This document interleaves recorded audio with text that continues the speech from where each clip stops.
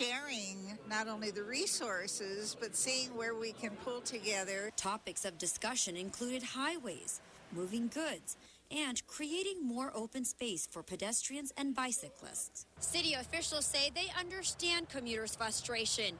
In fact, the city has the third largest rail system for people living in an urban area, though it may not always seem like it. Mayor Eric Garcetti says it's work in progress. We're upgrading the Blue Line, a workhorse of rail line for 90,000 commuters every day. We're soon breaking ground on the regional connector downtown that allow you to take one seat from Pasadena to Long Beach, one seat from soon the ocean all the way to the east side. And while this forum represents the planning of future mobility and funding, hopes are residents will begin to experience changes soon. From the San Gabriel Valley, I'm Rasha Goel for LA This Week. And it's more pressing than ever to address improving our transportation infrastructure as the population of Southern California is expected to grow by 4 million people over the next 25 years. And speaking of transportation infrastructure, all 4 lanes are now open on the Van Owen Street Bridge in Canoga Park, and drivers are rejoicing. Yana Kay has more. LAPD officer Sam Sabra patrols the area around the Van Owen Street Bridge in Canoga Park near Winnetka.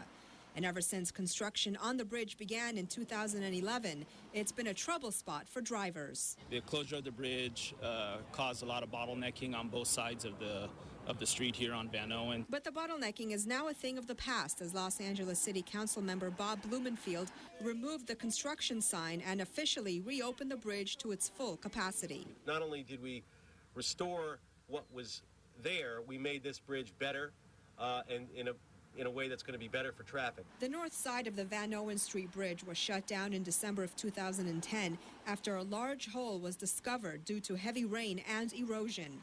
During construction, the bridge was reduced to 2 lanes while crews worked on seismic and other current upgrades. I go up and down over here. I have classes over at Pierce College, and every time I come here and I go, oh gosh, so I go all the way down to Sherman Way. I live right here in Winnetka and love my city, and the beautification is phenomenal. Not only did crews fix and improve the bridge, but they also added decorative street lights, this new stainless steel railing, and wider sidewalks for pedestrians. In addition to the lighting, the improvements include widening the bridge by 11 feet on the south side and 14 feet on the north side.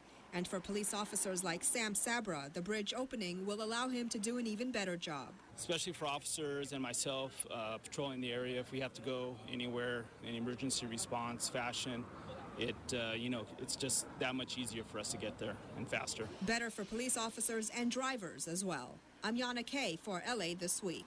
New traffic signals were also installed at the intersection of Mason Avenue and Van Owen Street.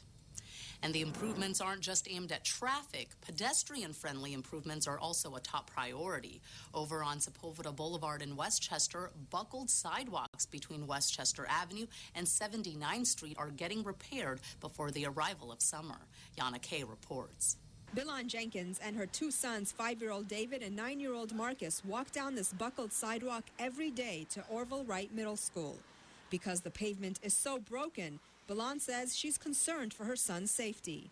It's pretty inconvenient. I have a 5-year-old and he likes to run up ahead of us, and a lot of times I have to tell him to stop, walk, slow down, because you can trip over the cracks, so it's pretty dangerous. In fact, her 9-year-old has already had first-hand experience with the unsafe sidewalks. Sometimes I trip and fall. But soon, Marcus and his mom won't have to worry about the cracks anymore as the Westchester Streetscape Improvement Project moves full speed ahead to fix these broken sidewalks. Almost everyone in Los Angeles is a pedestrian or uses a sidewalk, and so we really need to be prioritizing that. This part of the project was funded by the federal Safe Routes to School program and will replace 1,150 linear feet of severely buckled sidewalks with meandering walkways and 26 new trees. The principal of nearby Orville Wright Middle School is glad to see the improvements. Students, families, parents who are walking their students riding their bicycles or their skateboards, it is a hazard. So this is definitely going to improve it and make it much safer for them. Take a look at this sidewalk. It is so badly cracked that you could barely get across it safely. But crews are fixing that. They've already completed work on the corner of 79th and Sepulveda, and they're headed south towards 83rd Street. Irrigation and trees come next, And this phase of the project should be completed by the summer. I'm Yana Kay for LA This Week. Crews will also be installing 12,000 square feet of new landscaping. The plan is to eventually extend the project to the Howard Hughes Parkway. And staying in Westchester, a recent neighborhood safety meeting in that community was well attended as residents got a chance to meet officers face to face to voice concerns and find crime prevention solutions. Have there been any arrests? If so, how many? And have there been common denominators in these events? Do you have any statistics on the burglaries for those homes who did or did not have alarm systems? Residents in the Westchester, Playa Vista, and Playa del Rey neighborhoods meet at the LAPD Amundsen Recruit Training Center for a community meeting hosted by Councilman Mike Bonin and the LAPD regarding recent incidents of crime in the area. I know there was an assault and robbery a couple of weeks ago near the corner of 83rd and Saran, and the one of the concerns that arose was the response time. First and foremost, there was unacceptable response time. That should have been a Code 3 response that we should have gotten there hopefully within 7 minutes. And I think it was 24 minutes. Was that right? This frank exchange of dialogue between residents and the LAPD is meant to improve lines of communication between the two parties, but most importantly, to ensure the community is aware of the types of crime being perpetrated and how to protect themselves. Councilman Bonin, having come face-to-face with an intruder inside his Venice home years ago, says few things are more important than neighborhood safety. Once you feel like there's a threat to your neighborhood safety, you don't feel the same way again. So that's why public safety, that's why neighborhood safety for me is priority number one. While police reassured residents that they will continue to step up community policing efforts and crime prevention, the reality is that crime is on the decline in the Westchester area. 11 years of crime reduction with one uptick, and that was less than 0.5%, and that was from 2009 to 2010. And that uptick was, again, less than 0.5%, and that actually equated to 30 crimes. Captain Brian Johnson also urged residents to install security alarm systems and to activate them, saying they do deter crime. And in a separate meeting, LAPD officers also invited feedback, this time from young people, about perceived police harassment and other issues in their neighborhoods and schools. Gil Reyes reports from a special youth conference in South LA. Students began filing in at 8 in the morning. They gave tips to police, such as how to better approach and question young people on the street. Just being more friendly, like, hey, I'm here to support you. I'm pulling you over for a specific reason, but let's find a way to fix it so that it doesn't happen again. This public safety youth conference at Los Angeles Swim Stadium Auditorium aims to get the concerns and recommendations straight from the mouths of young people. Now, these are youth primarily located in South LA neighborhoods. Being less confrontational, it's just one of the suggestions to LAPD officers from Jefferson, Fremont, Crenshaw, and Dorsey High School students. Many of them say they're still apprehensive about police patrols in their neighborhoods. But forums like this, which bring officers and teens together before there is a problem, helps. The more teenagers speak out, the bigger and the more help it is to help the police officers let them know what's going around in the community. Maritza Guerra of Dorsey High School says she's worried about the number of students bringing knives and other hidden weapons on campus. She wants more police pat-downs. We as city leaders need to turn to you for continued guidance. LA City Council member Joe Buscaino, a former LAPD officer, says forums like this are part of the community policing, which has reduced crime overall throughout Los Angeles. This is the first conference of its kind from the LAPD's Southwest Division. I don't see this as being the last event of its kind, just the inaugural event, and hopefully we can have one of these at least once a year. To reduce area crime even further. In Exposition Park, Gil Reyes for LA This Week. LAPD officers say students, not adults, worked hard for over a year to make this youth community forum a reality. And the youth of Los Angeles are certainly keeping busy. Now that summer is around the corner, jobs are tops on their minds. And in response, the city of Los Angeles plans to do a lot of hiring, doubling last year's hires. Gil Reyes reports. For many young people in the community of Watts, these paid internships offer more than just a summer gig. They offer hope. I was a high school dropout. I didn't plan on going back to school. I planned on taking care of my daughter because that's the only thing I knew how to do.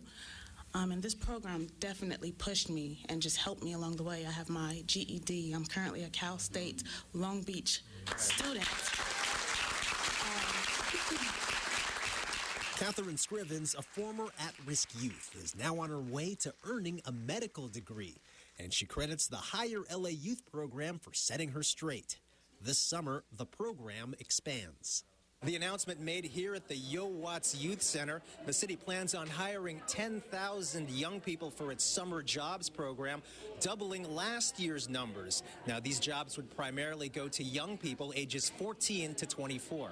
Expansion made possible with the help of a $1 million grant from the Walt Disney Company. Young people are hired by participating businesses for 2 months and paid $8 an hour. LA Mayor Eric Garcetti also invites emerging tech companies to invest and hire. We talk about Silicon Beach, and it's wonderful to see a new tech company every 40 hours being created in this city. But how about Silicon South? How about a Google or a Facebook coming from a young person that's in the audience here today, because we give them the skills to spend the summer moving forward? This is a true partnership. LA City, County, Kaiser Permanente, and several corporate partners are teaming up in hopes of making this the biggest summer for hiring local young people in years. Watts Area Councilman Joe Buscaino is also appealing to businesses to help him launch a separate mentoring program. Many brilliant students in Watts are thirsting for mentors, and this is my intention to provide them access to such individuals. Without these programs, honestly, a lot of us would be just really lost. The hiring will start on May 1st. Job seekers and businesses can apply now. In Watts, Gil Reyes for LA This Week. Businesses and job seekers can apply right now at higherlayouth.com. An old lake is getting a makeover, one that will help the natural habitat and perhaps allow the community to once again enjoy the lake recreationally. Rasha Goel has more on the groundbreaking.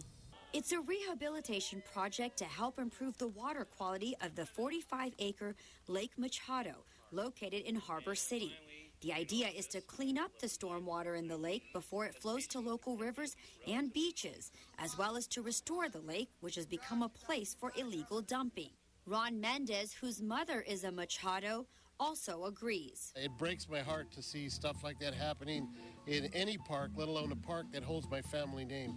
This is a great place for the kids. It could be a great place for the community once we clean it up. This $110 million project is going to help clean that up so that we actually have filters. We have the ability to get the hard trash out before it gets into the water, clean this water, and then on top of that, we're actually going to have reclaimed water coming from Terminal Island that's actually going to pump fresh water back into this lake. The project, known as the Machado Lake Ecosystem Rehabilitation Project, is made possible through Proposition O. The Proposition O bond, which the voters of the City of LA approved, is for clean water. One of the great secondary benefits is we will have a restored park and a restored waterway. Other improvements include park landscaping and the installation of fishing piers, fencing, and walkways. Here we've been asking for not only the restoration of the lake, but also a place that we can restore the water quality as well, with bringing back swimming, fishing, kayaking, using this as an economic opportunity to bring people into Harbor City. The project is expected to be completed by 2017. I'm Rasha Goel for LA This Week. Lake Machado is part of the Ken Malloy Harbor Regional Park, which is approximately 290 acres in size. Cyber criminals beware. A new class of graduates consisting of LAPD and LA County Sheriff's deputies is specialized in investigating internet crime. Anna Marcos tells us all about it. The first cyber investigation course graduation is a class of 40 strong, 20 LAPD cops and 20 LA County Sheriff's deputies who hope to take a bite out of the growing problem of cybercrime. Cybercrime is definitely, on the increase. There's been several major breaches and so forth, but even on the lower levels, we get complaints of identity theft, credit card fraud, that sort of thing. But how do you find a point of interacting with that and successfully disrupting it? Successfully identifying those who use cyber to exploit young children, who use cyber to exploit people's financial stability, who use cyber to terrorize others. The 5-week course has been a team effort by the LAPD, the LA County Sheriff's Department, and USC. Before you came here, maybe still, you didn't have the tools you needed. You didn't have the expertise you needed. You were leaving evidence on the table that you needed to get. USC filled that gap for us. We're pretty excited about it because the nation needs experts. The hard crimes committed with smartphones, computers, tablets, and fraud apps will now be more like child's play for these cops and detectives who are armed and ready to go out and crack the case. I'm Anna Marcos for LA This Week. The program is reportedly the first of its kind in the country. The interim head of the Port of LA announces he will be returning to his old duties. LADWP customers can air their grievances in the next upcoming Saturdays and shutting down nuisance liquor stores. These stories and more in City Beat. Councilmember Bernard Parks and LA Department of Transportation officials recently activated a new traffic signal and made several safety improvements at the intersection of 11th Avenue and 48th Street in South Los Angeles. The intersection was where a hit-and-run driver killed a 24-year-old woman last September. That was just one of several accidents to have occurred at the intersection between May 2005 and May 2012. The city's transportation officials say improvements include the reduction of travel lanes, as well as the addition of bicycle lanes and a two-way left turn lane along 48th Street. Councilmember Curran Price and the LAPD recently announced efforts to target liquor stores in the 9th Council District that are operating illegally. Officials announced they have revoked the liquor license of longtime public nuisance liquor store Times Square Liquor on the 4200 block of Broadway that regularly violates the law. Businesses like this one, where we have seen nearly 140 arrests since 2012 for everything from public intoxication to selling to minors. That is totally unacceptable. After dozens of complaints and various hearings, and with the support of our local law enforcement officers, city staff, and the great folks at our planning department and the community, we've been able to revoke the liquor license. Police say Times Square Liquor is the first of several being targeted by the council office and law enforcement. Frustrated DWP customers will be able to air their grievances during the utility's series of so-called Bill Resolution Saturdays. The first one took place on March 22nd at the Van Nuys Customer Service Center. The DWP will continue to meet with customers in person on several upcoming Saturdays at 4 of its customer service centers to address and resolve customer concerns over bill mistakes. Earlier this year, after DWP launched a new computer system, customers received inaccurate bills, sometimes no bills at all. The Port of LA's interim executive director, Gary Lee Moore, has released a statement saying he's opting not to apply for the permanent position, but instead will return to his duties as Los Angeles city engineer. Moore has helmed the Port of Los Angeles since last November when Mayor Eric Garcetti appointed him to fill the vacancy left by former executive director Geraldine Natz.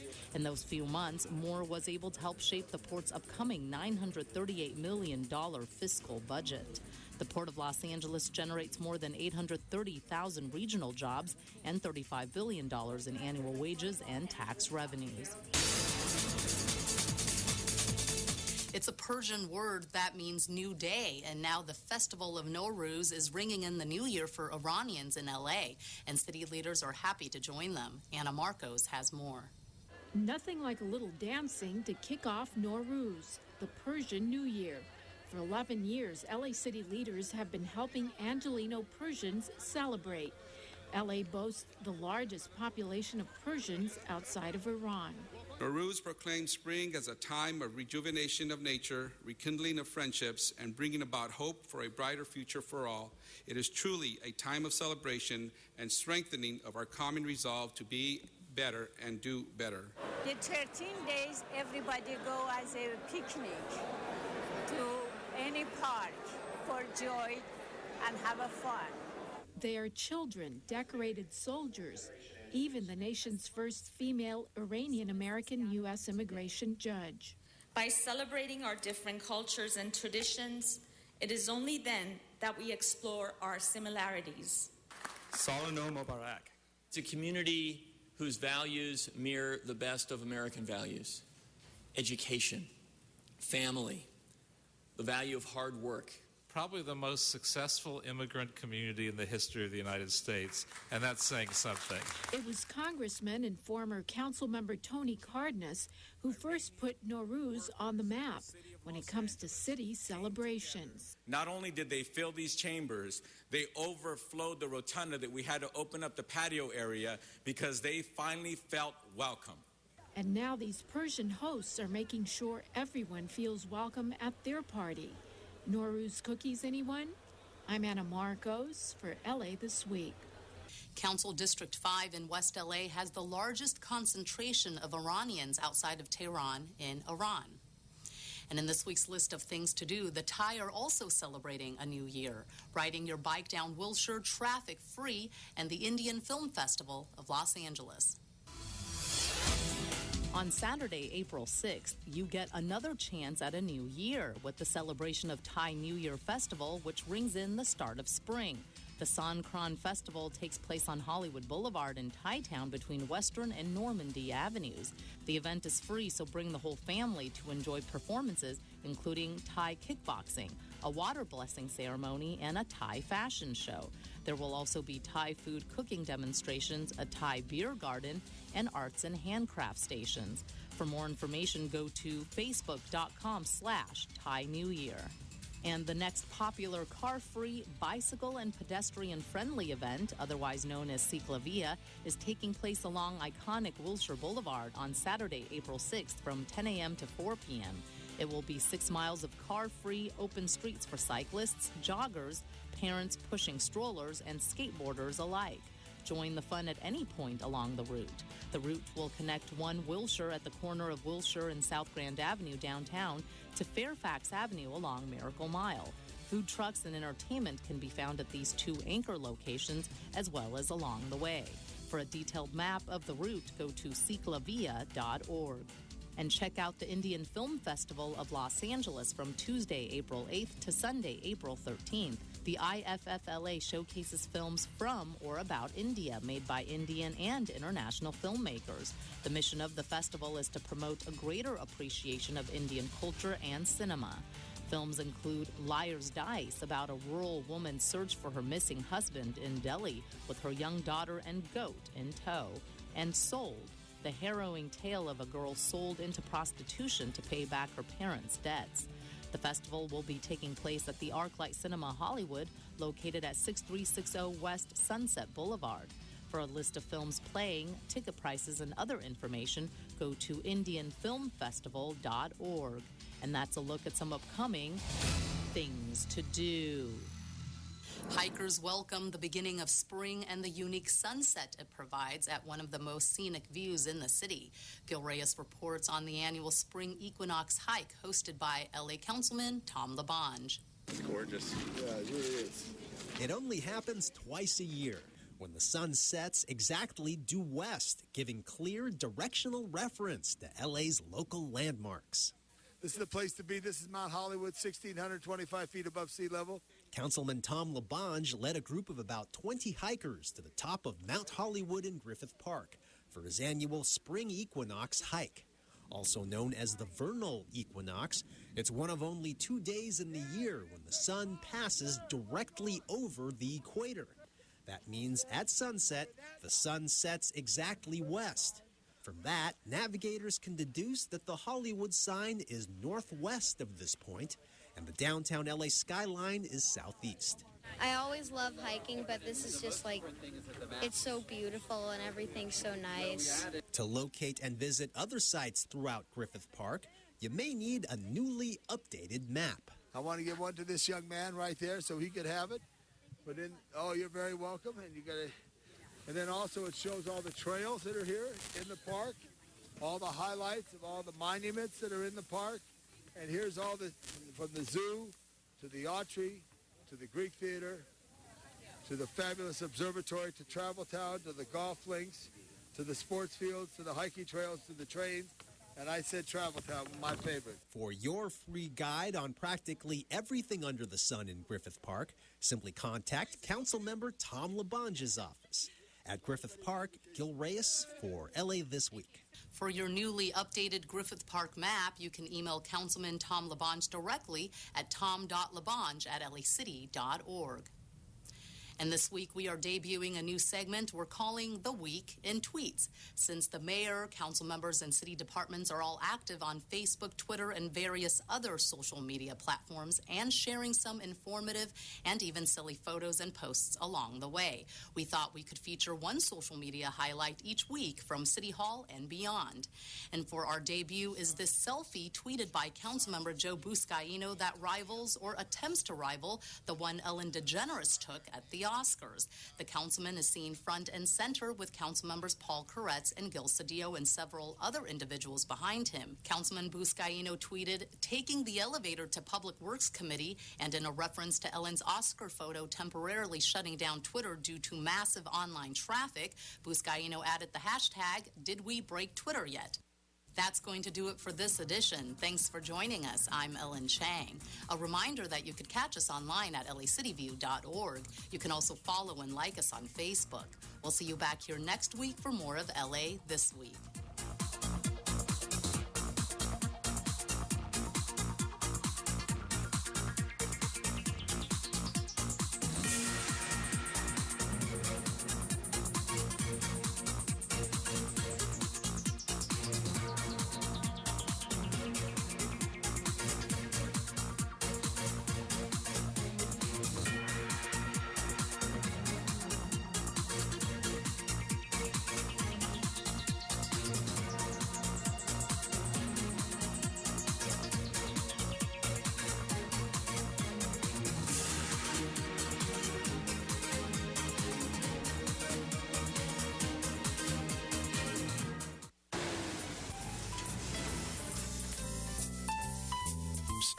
Hey, buddy. You with the stupid hat. No parking! Do you know what happens when you park illegally on these narrow hillside streets? You block the street so emergency vehicles can't pass. And you know what else? You can get a citation. And you can be towed. How'd you know? The ball called. What? Hi, I'm Craig Irwin in Los Angeles. Hi, I'm Trenton Irwin, and you're watching LA City View, Channel 35, our city, our channel.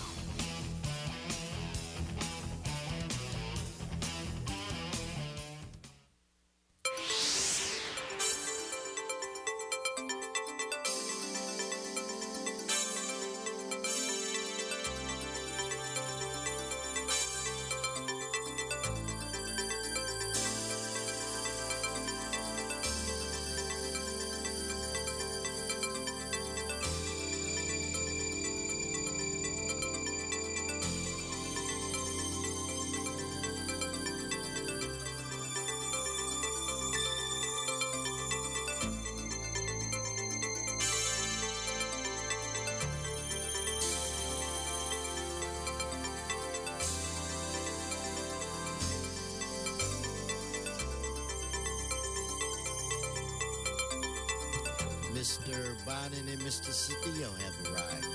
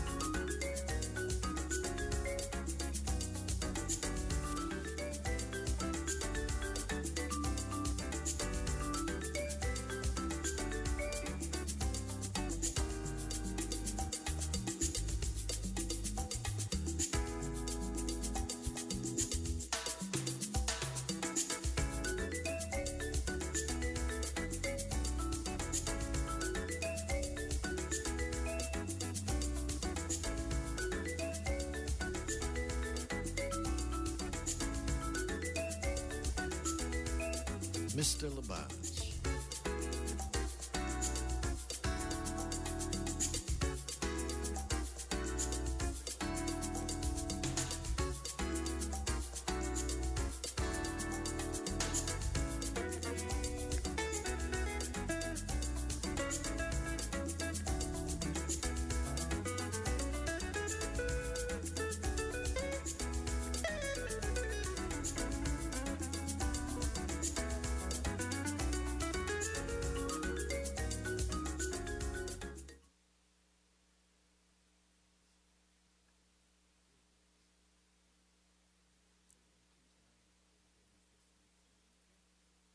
Okay, good morning. Good morning. Shh. And that's my staff making all the noise. Anyway, good morning. It's Friday, April 4th. I want to welcome you to your Los Angeles City Council meeting. We're proud and happy to be in the Valley today. Madam Clerk, I do believe we have a quorum. Could you please call the roll? Blumenfeld, Bonham, Buscaino, Cedillo, Englander, Fuentes, Huizar, Carres, Krikorian, LaBonge, Martinez, O'Farrell, Parks, Price, Wesson. 11 members present, a quorum, Mr. President. First order of business. Approval of the minutes. Parks moves, O'Farrell seconds. Next. Committee to resolutions for approval. Englander moves, Blumenfield seconds. That brings us where? Mr. President, do you wish to run through the agenda? I do. I really, really, really want to. Item number 1 is an item notice for public hearing. There is a request to refer this matter back to the Public Works and Gain Reduction Committee. Okay, so then without objection, that'll be the order. Items 2 through 7 are items for which public hearings have been held. Okay, specials members, I do. Mr. LaBonge. So everybody get a benefit of an update, just on numbers 6 and 7 on El Pueblo and 35, just a brief update. Okay. So you want to hold 6 and 7? Well, yeah, call them special. Okay, let's hold those. Let's prepare to vote on the remaining items. Let's open the roll, close the roll, tabulate the vote. 11 ayes. Next section. Items 8 through 13 are items for which public hearings have not been held. Okay, so without objection, those items are now before this body. And there are cards on all items. Okay, so let's move on. Does that bring us to presentations or? Yes, Mr. President. So why don't we, we need a little more time for our presentations. So, Mr. LaBonge, what is it that you want to have done on, what was it? 6 and 7. I just want to let everybody know that a long overweighted studio work is going to be done for Channel 35 at the historic Merced Theater, which is revitalizing that building, and it will help in so many ways. I know I'm speaking from Mr. Huizar, who is a great champion of the El Pueblo, and all this work has taken many years, but it's coming. And I don't know if department staff is here at this time, but if I just wanted everybody to know, maybe just come to the center. I have no question because this is a good thing. But I just wanted everybody to know that Channel 35 is going to have their studios, instead of in a hidden, hard-to-get-to location down off of 2nd Street, they're going to be right there at the heart of the city. So I think you explained that pretty much. There are no speakers on the queue, so if Madam Clerk, can we vote on both of them together? Yes, Mr. President. Okay, so let's now, items 6 and 7 are before us. Let us open the roll. Close the roll. Tabulate the vote. 11 ayes. Forthwith, let's go to item 8, called Special by Mr. Walsh. Item 8, Mr. John Walsh.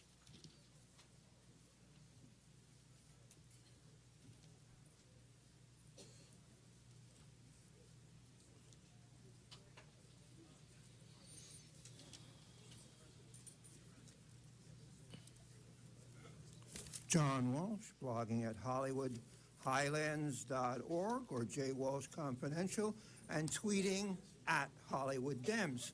Again, this is REAP. These are rogue landlords who have not made repairs, who now pay their rent. The people who live in those apartments do not pay their rent to the rogue landlord. They pay it to the city until the rogue landlord repairs things. East Mercury Avenue, 73rd Street, several on 73rd Street, South Queen Anne Place, South 5th Avenue. These are landlords that should clean up their property, and we want to thank the City Council. You actually do a very good job. I don't get up here and attack you when you do a great job. Thank you for the job in protecting us and keeping our places of living habitable. HollywoodHighlands.org. Thank you, Mr. Walsh. Okay, Madam Clerk, let's prepare to vote on this item. Let's open the roll, close the roll, tabulate the vote. 11 ayes. I saw him. I lost him. Mr. Englander, would you be ready to move forward with today's first presentation? Okay, the floor is Mr. Englander's. I'm going to invite some of my friends up from Chaminade and the Eagles. Come on up, guys. Everybody. Come on. Real tight right here. We want this up front. Absolutely. Fantastic. You guys are great. All right. I've never looked smaller. All right. You guys are tall. Absolutely correct. Yeah, thank you. Mr. Thank you. Englander. As you know. have never looked small. That's right. Thank you. That's why I'm not standing up. I want to stay. Exactly. You and I both, right? In my seat and fake that I'm big and tall and This is what I saved. cut up like those guys. Proudly displayed first at home because I'm a proud parent, a Chaminade parent, and both my daughters go to Chaminade High School and middle school, and then brought it to the office and had this on my wall ever since, hoping you guys would come in here. So what I just shared with them, yes. That was a 15-yard penalty for not speaking in the microphone. No, this was private conversation between us. Okay, and, we'll have that under review. Yes, please. Roll that tape back. Today, and I bring this article proudly displayed here, Chaminade pours it on. Today we have the Chaminade High School Eagles. Here, we can have somebody hold this up as well. The 2013 CIF Division II State Champions.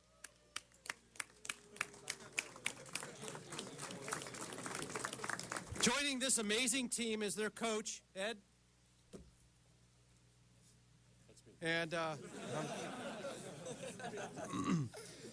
Ed Croson, University of Notre Dame's Newt Rockne once said, a coach's greatest asset is his sense of responsibility, the reliance placed on him by his players. There is no one more with a sense of responsibility than our coach. And our principal, Steve, is here as well. Let's give him a round of applause. Selected by his peers, this is incredible, selected by his peers in 2013, California State Coach of the Year, Coach Croson has led his team to greater and greater success with each year. In 2009, Coach took over a Chaminade football program that at that time had only won 2 games. Since then, the Eagles have been ranked in the top 10 by CIF every week since September of 2009, and number 1 on the final poll in 2012 and 2013. The program now has won 47 games in the past 4 years. In the 5 years since his return to the Eagles, played in the quarterfinals in 2009 and the semifinals in 2010 and 2011 and 2012. The Eagles reached the CIF finals. This year, at the state finals, the Eagles demolished the previously undefeated back-to-back CIF Northern California champions Enterprise High School from Redding with a final score of 41-9. They finished in the 2013-14 season with a 14-2-0 record. Equally as important, this is amazing. The 58-man team had combined an overall GPA of over 3.195.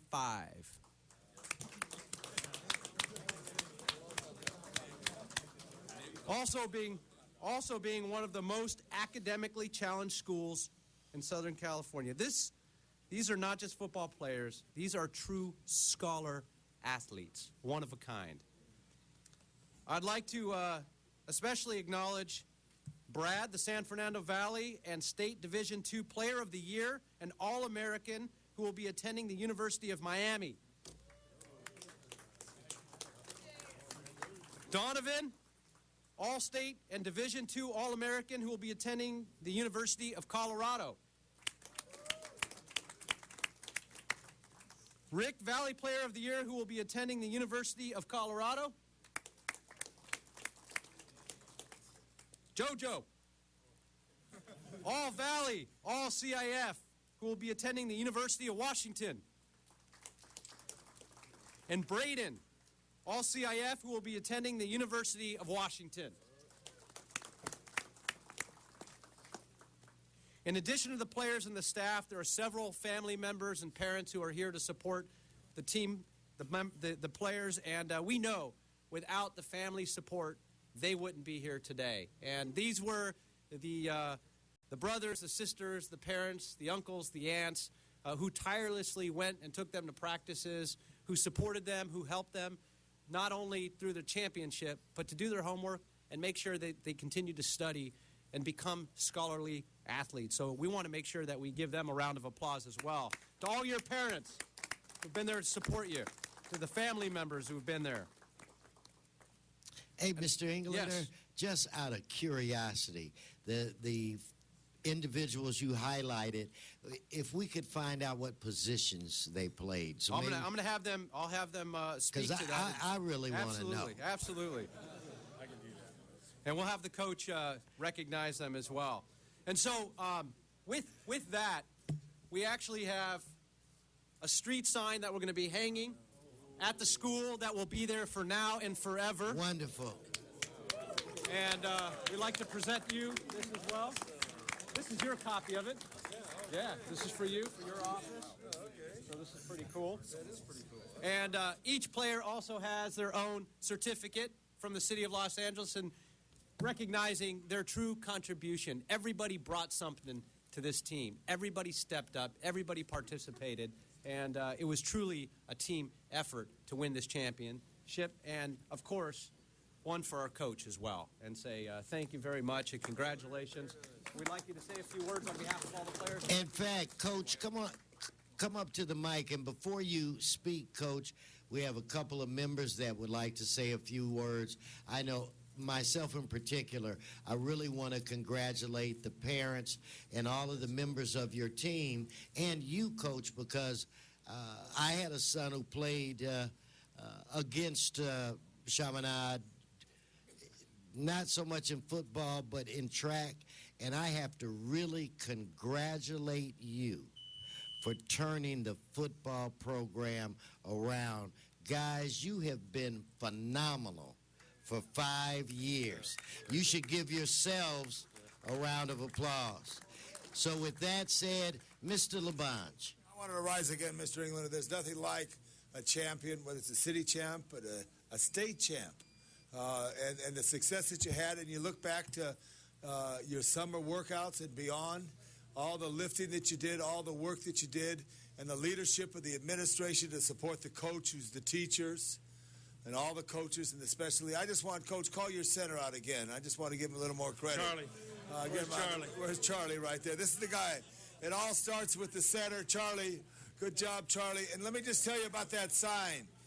I don't know what year it was. I was thinking about this the other day. Beverly Hills High School won the CIF title. This is like 40 years ago. And on the Santa Monica Freeway, they had a sign next exit, Beverly Hills High School state champs or something.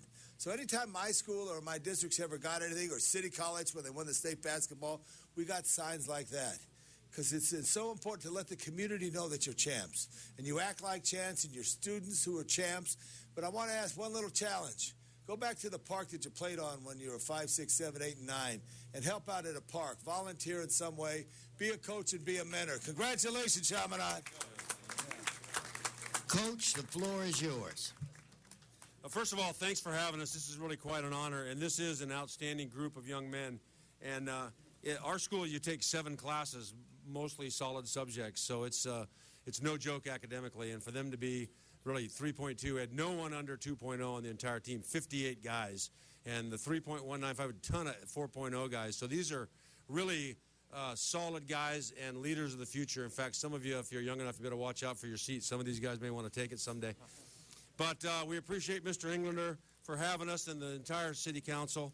And on behalf of our principal and athletic director, Todd Borowski, and all the guys and all the parents, and it really is a team effort. It's not just one person, certainly not just me, but we have great assistant coaches that teach the guys day to day. From everybody, we'd like to extend some of our thanks and present Mr. Englander with, of course, his #1 Chaminade jersey. Got his name on it, and hopefully that'll go up somewhere in his office where he can show his friends as they come by. So thanks a lot for that. Congratulations. I don't know if this will go up in my office. I don't know if it's going to actually make it all the way back to the office. The thing is, both my daughters go to Chaminade, and one at the middle school. My senior, who's graduating this year with, by the way, a 4.0 Dean's List. Good for you and her. And she just selected her college, which I won't announce over the microphone. All right. She selected USC, so she's going to be going to USC. So fight on, yes. And with that, but I don't know. I think my kids might get a hold of this. It's got their last name on it, too. They'll wear it with pride. But no, it's definitely going to be hung in the office. You guys are phenomenal. You really are an inspiration to so many young athletes that you show you can make a difference. Because one of the things Mr. LeBon said is make sure they volunteer. This is an organization that does just that. They've got the pillars and character of the community that they carry on their shoulders. And it's not just showing up and signing up and suiting up and getting on the field and the teamwork that they do. It's not just their academic scores, but all 58 actually volunteer in the community and give back and just have a stellar reputation locally. And I couldn't be more proud. So thank you, Coach, for all your leadership.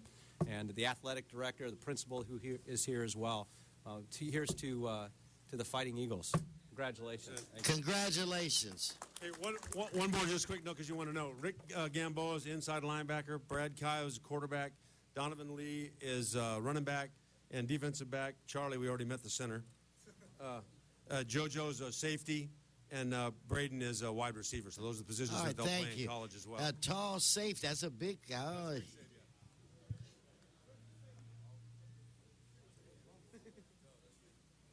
All right, thank you guys again. All right, congratulations.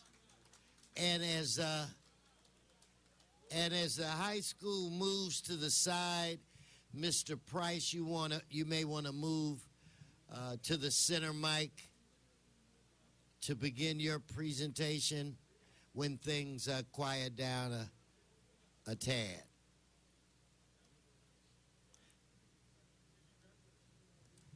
The floor now belongs to Mr. Price.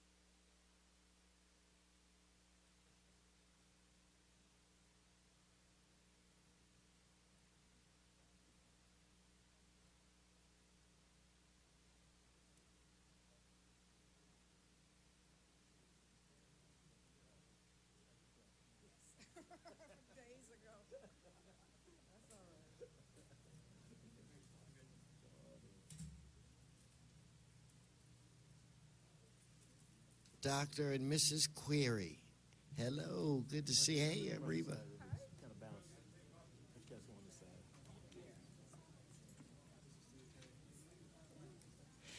Mr. Price, you have some very special people with you today. I do. Special people with the Special Needs Network. See? Floor is yours. Thank you, Mr. President. Members and neighbors, autism is the fastest growing serious developmental disability in the world. Approximately 67 million people worldwide are affected by autism, 1 in every 68 children. In California, 13 children are diagnosed each day. That's 1 child every 2 hours. More children will be diagnosed with autism this year with diabetes, cancer. There will be more children diagnosed with autism this year than with diabetes, cancer, and AIDS combined. I think it's safe to say that we probably all know someone who's affected by autism. This month is Autism Awareness Month, and here with me today is a wonderful nonprofit grassroots organization that's responding to this crisis of autism and other developmental disabilities in underserved communities, the Special Needs Network. Their work is so important because while there is no cure for autism, early diagnosis and intervention can result in significant improvements in IQ and language ability. In underserved communities like the Ninth, detection is often delayed on an average of 2 years. The Special Needs Network is working to change that by collaborating directly with parents, caretakers, healthcare professionals who work with children with developmental disabilities, as well as affecting legislation around autism and other developmental disabilities. Here with me today are representatives from the organization, including the president and founder, Areva Martin, and board member, Dr. Ruth Cleary. I'd like to turn the microphone over to them for a few words at this time. Thank you, Council Member Kern Price. And good morning, everyone. And we're just absolutely delighted that you've opened up your chamber doors to the Special Needs Network. I'm Dr. Ruth Cleary, a member of the Board of Directors of the Special Needs Network, and we have a few of our consumers and parents, and it's such a critical issue, and we thank you for Autism Awareness Month and the recognition that you're putting upon us today, that we really appreciate, and we thank you so much. At this point, I will introduce our founder and our president, Areva Martin, who will share more information on autism. And I want to say thank you again, and I see my councilman over there. Good morning, Mr. Lavange. Thank you. Thank you, Dr. Curry, and thank you, Councilmember Price. Always a pleasure to be here. Last year we were here and hosted by your president, Councilmember Wesson. So again, just thank you for recognizing that the city of Los Angeles cares about its families and its consumers who are faced with the autism challenge. And as Councilmember Price said, Special Needs Network is a grassroots organization working to provide much-needed services and access to services to families throughout the city, particularly those in under-resourced communities. And with me this morning, I'm just so honored to introduce one of our parent advocates. This is Evelyn, and she brought her 2 kids. Sometimes we hear about epidemics and we hear about statistics, and we don't see the people who are impacted. And Evelyn is a mom, and she has 2 sons, Isaiah and Jeremy. And Isaiah is 7 years old, and he is a little boy that's on the autism spectrum.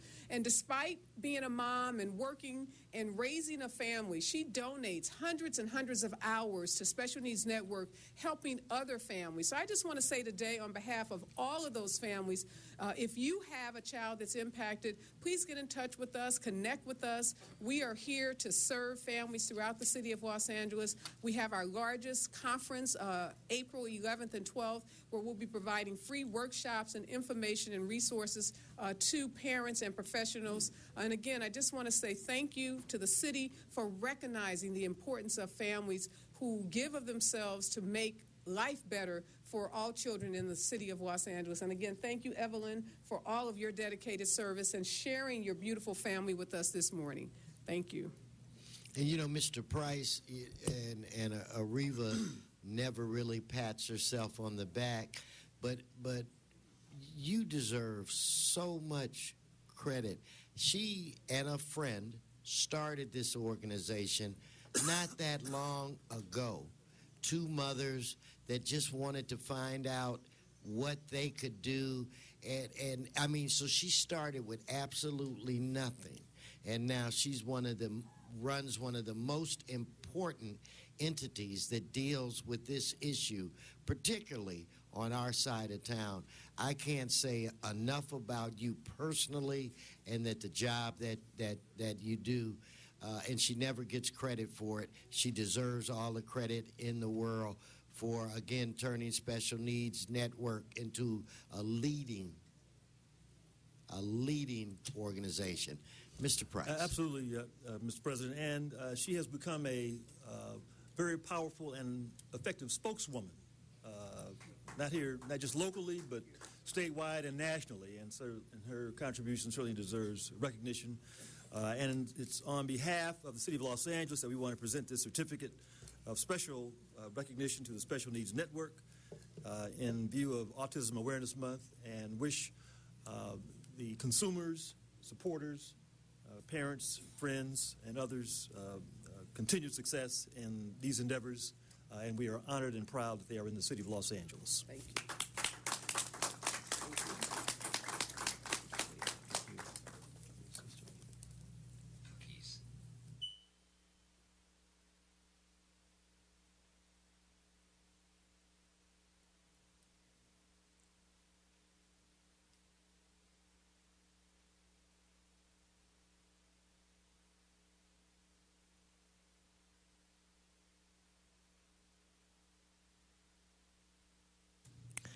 Again, thank you all for all that you do.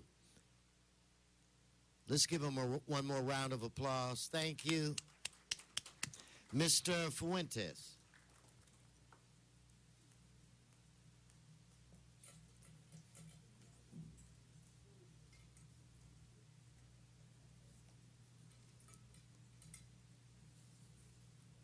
Very good. Thank you, Mr. President. If I could have the San Fernando High School girls wrestling team come on up for a second. Give them a big round of applause. I've got two presentations today, Mr. President. Where are my Tigers at? All right. Very good. Stand behind and around me so the camera can see you. Come on. Don't be shy. Members, we're here today to honor a very special group of young women from San Fernando High School. Behind me is the San Fernando High School girls wrestling team. On February 21st, the San Fernando High School girls wrestling team won its first city section championship, beating out Panorama High School by a score of 179 to 172.5. The Lady Tigers were led by Yakira Andrade. Raise your hand, Yakira. Where is she? There she is. Jasmine Gonzalez and Gabriela Reyes, who all won individual titles. It was Miss Andrade's 5-3 decision over the Pythons that mathematically eliminated their competition. Jasmine Gonzalez won her second individual title by pinning her opponent in 37 seconds. Gabriela Reyes pinned her opponent in 1 minute 48 seconds for the 143-pound championship for the Tigers. These young ladies faced a unique set of challenges as they often found themselves in a sport historically dominated by males. In fact, it wasn't until last year that LAUSD finally decided to create an all-girls wrestling program. Before that, the girls had to compete with the boys, if you can imagine that. So give them a big round of applause. Because yeah, they deserve it. God, they do. Ladies, congratulations. All right, ladies, move over and make room for the boys wrestling team. Come on over, boys. We'll give the boys a round of applause, too. That's it. Give them a big Anyways, round of applause. give them a round. Members, these young men were the champions in their division and in the city. After witnessing what the Lady Tigers did, these young men confidently traveled the very next day to Roybal High School to compete for their own title. On the 22nd of February, the men's Tiger team won their second wrestling city championship in the last 3 years, winning by a margin of 28.5 points. Early season polls had this team down 5 or 6, but they not only demonstrated that they were champions, but they exceeded everybody's expectation. And in parts of Los Angeles, we know that the bar is set low, but these folks don't listen to the polls. They go ahead and move further and above. The team was led by Matthew Garcia, Andres Lopez, Johnny Parada, and Ralph Torres, who all took first place in their weight divisions to win individual city championships and qualified for state championships. San Fernando High School added to their city record a 16th championship. So, members, San Fernando High School in this academic year of 13-14 has won a total of 4 city championships, including football and baseball, and some of those are back-to-back. So, colleagues, I wanted to also point out that none of this could happen without the wisdom, the mentorship, the guidance of great people and coaches like their head coach, Chad Solano. Chad, raise your hand. Along with volunteer assistants Jess Arana, Jimmy Estrada, and Ricky Aguirre. And I also want to point out that they've got a very strong leadership team in their athletic director, as well as Anthony Chavez and Armando Gomez. And a point of personal privilege, Mr. Chavez has been a great mentor, not just to these young people, but this gentleman here, before I could drive, would make sure that I was getting to Cal State Northridge and doing all of the academic things above and beyond what you do in school. So he's been a tremendous mentor to myself as well. Members behind me and the folks that preceded me and will come after me, these young people are our future. They are bright, they are strong, they are Los Angeles, and they are mighty Tigers. Thank you very much. And they are champions, Mr. Fuentes, Mr. Labange. For the Tigers and the girls wrestling, the boys wrestling. You've always been great in wrestling, which is special. But also in my past, Coach Lozano was a head coach of football. He coached me at City College. Coach Heim and Coach Kiwan were coaches there. Right. And Tigers got a great tradition, so continue the work that you do, and good luck in your career. And God bless the Tigers, the mighty Tigers. Mighty Tigers. And I, too, want to congratulate you all.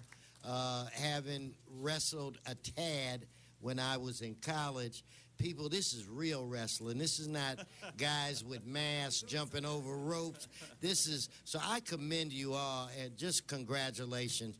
You'll be a champion for the rest of your life.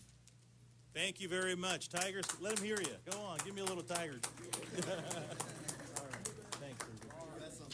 Oh, let's see what do you... Coach, you want to say a few words?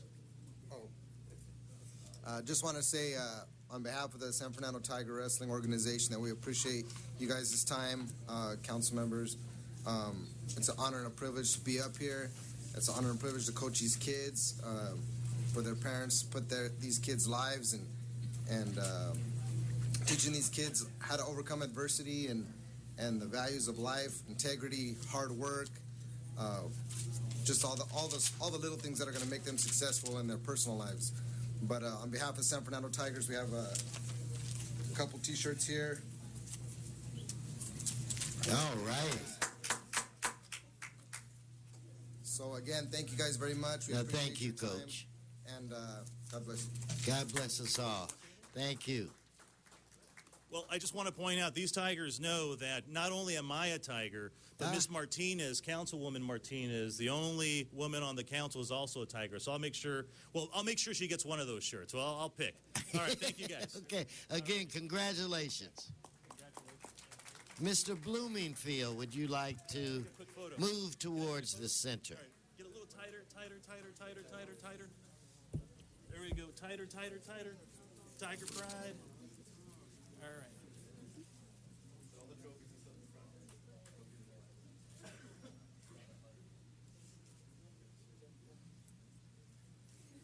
You hold it so we can see. Hold the championship. There you go. Passes. All right.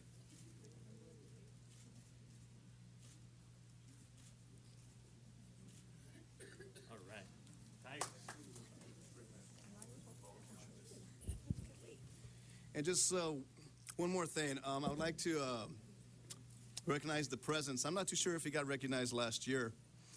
Johnny Parada, where are you at, Johnny? Come up here. For those of you who don't know, this is our former state champion from the 2012 season. The only state champion from the LA City section in history. Wow. Johnny Parada. Congratulations. Thank you.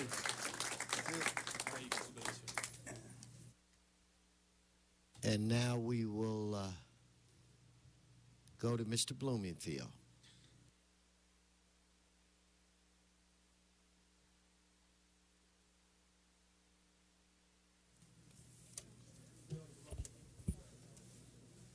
All right, this morning is really filled with a lot of local pride. And My district is no exception to that. We have some conquistadors with us today, some folks who have really conquered. Good morning, colleagues, Mr. President, esteemed members of the public. It is my absolute pleasure to be here this morning to acknowledge some of the Valley's brightest stars, the all-state academic decathlon champions at El Camino Real Charter High School. At last month's two-day competition in Sacramento, El Camino beat out the defending champions in Mr. Englander's district, the Granada Hills Charter High School. They earned 57,743.3 points out of a possible 65,400, and in so doing inspired their school and community and have made the city of Los Angeles proud. I also want to mention to Mr. LaBonge that they beat out the third-place team with Marshall. Yeah, but actually we should be proud. I mean, I'm very proud of the team here, but we should be proud of the LA folks. The top 3 slots in the academic decathlon went to schools from Los Angeles, and they competed against the entire state. And that is pretty impressive for Los Angeles. The top 2 I will mention were in the San Fernando Valley, and the top 1, as it should be, was right in the 3rd Council District at El Camino. More than 560 students competed from 65 schools. They competed, but the 9 students team from El Camino bested all of them in the categories that included economics, music, language and literature, math, science, and social science, along with essay and speech. El Camino Real Charter boasts one of the most successful teams in the history of the academic decathlon. El Camino has captured a record 10 California state titles. The team has also garnered the LAUSD Regional Championship 11 times. It's pretty impressive, guys. What's more, El Camino boasts 6 national championships and the most of any high school in the nation, including a national online championship. And this month, they're going to have the chance to represent California along with their rivals at Granada as they seek to capture the 12th consecutive California title. And I'd be remiss if I didn't note that the great teams from the San Fernando and Ventura County have won the national championship 17 times since 1994. It's pretty amazing. So we're here not only to congratulate them on a job well done, but to wish them good luck at the Nationals and let them know that we'll be saying aloha and rooting them on as they go compete in Honolulu. So let's give a big hand. Yeah, they deserve that. And what I want to do now, I'm going to give the certs to each one. I'm going to read each of their names and tell you a little bit what they did. So, John, you can hand them the certificates. As Justin Chow, the Relay for Life team captain. Melissa Cheng, the varsity tennis senior class president. Got one for Melissa, and we'll do a picture with all of you right after. Thasneem Saeed, the Ride On Organization and One Wish Club. Brandon Slater, jazz guitarist and drummer, 2nd highest varsity in the nation. Eric Yu, varsity basketball, city champion, and volleyball. Neelam Sheik, apologize if I mispronounced it, the Women in Need Association. Jose Apolaya is a junior, varsity soccer team. Sandra Vadhim, orchestra, high-scoring scholastic in the state. And Rowan Boone, the play production, Life for Paws, Animal Rescue, the highest-scoring varsity in the country. All of these folks are incredibly accomplished. Let's give them a big hand. And now I want to also, like any sport or any competition, the team is as good as its coach, and they have a great coach and assistant coach. Where the coach is Stephanie Franklin, the assistant coach is Lavia Ompofo, and I want to, Ms. Franklin, I'd like to give you the certificate on behalf of the City of Los Angeles. All of you are champions, and we thank all of you. Would you like to say a few words? Oh, Miss, before you start, absolutely, sir. Mr. Englander wanted to say a few words. Absolutely. I had to rise on this occasion and say, yeah, you guys beat Granada, but I'm a conquistador. I actually, that was my alma mater, El Camino, and so I'm just as proud. And you guys have really represented not only a terrific school, a great school, but the San Fernando Valley. And I know what you guys want, and I know how much hard work has gone into it, and it's been a tireless team effort.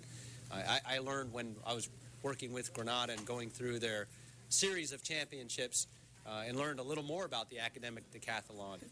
And everybody that doesn't know a lot about it thinks that they've just picked the cream of the crop, the 4.0 students across the board, and they're going to challenge the best, the brightest. But that's the reality is not that. They pick everyone is eligible. In fact, it's a cross-platform that's represented amongst all GPAs that form the team, and everybody that struggles and works hard through the weekends and carries each other on their shoulders and lifts each other up when they need help. It's very difficult. It's incredibly challenging, and it takes a team, not any individual. And so I know what you guys want. I also know what your council member want, is a steak dinner for me.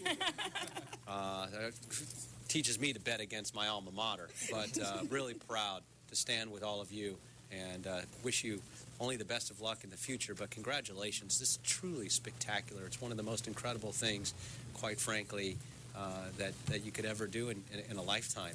And most people never even come close. It's just amazing. So my hat's off to you.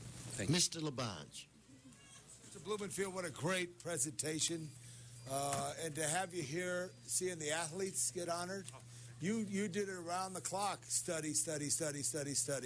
And you got 10.0s. I guess, I know they got 5.0s, not 4.0s. And the diversity of Los Angeles represents you. And I know Coach Welsh at John Marshall High, very proud of his barristers and the coaches at all the schools. But you did it, and you've done it a lot of times, just like Marshall in earlier periods. And that's what makes Los Angeles so special. All our schools, you competed statewide from Eureka to San Diego, and you're number one. So congratulations all the way. Good job, Conquistadors. The floor is yours. Everything has been said. Gentlemen, ladies, we would just like to thank you for continuing to honor education. We'd like to thank you for recognizing the talents of our children, their diversity, their strength, their bond for one another, their commitment to excellence, the families that have supported them every step of the way, and they have all been educated in fine LAUSD schools. And we are very proud of what the work of LAUSD presents, and we thank you for acknowledging it. Well said. One more round of applause. We'll do a photo in the group.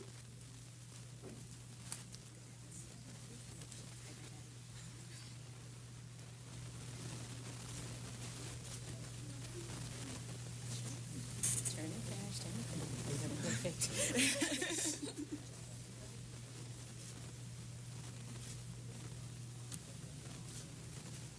That's a good-looking group.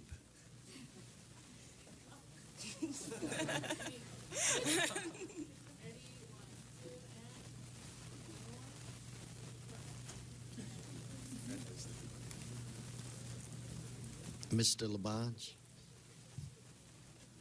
as they move from the podium, if Miss Martinez would go to the podium for our last presentation of today, a very, very special presentation.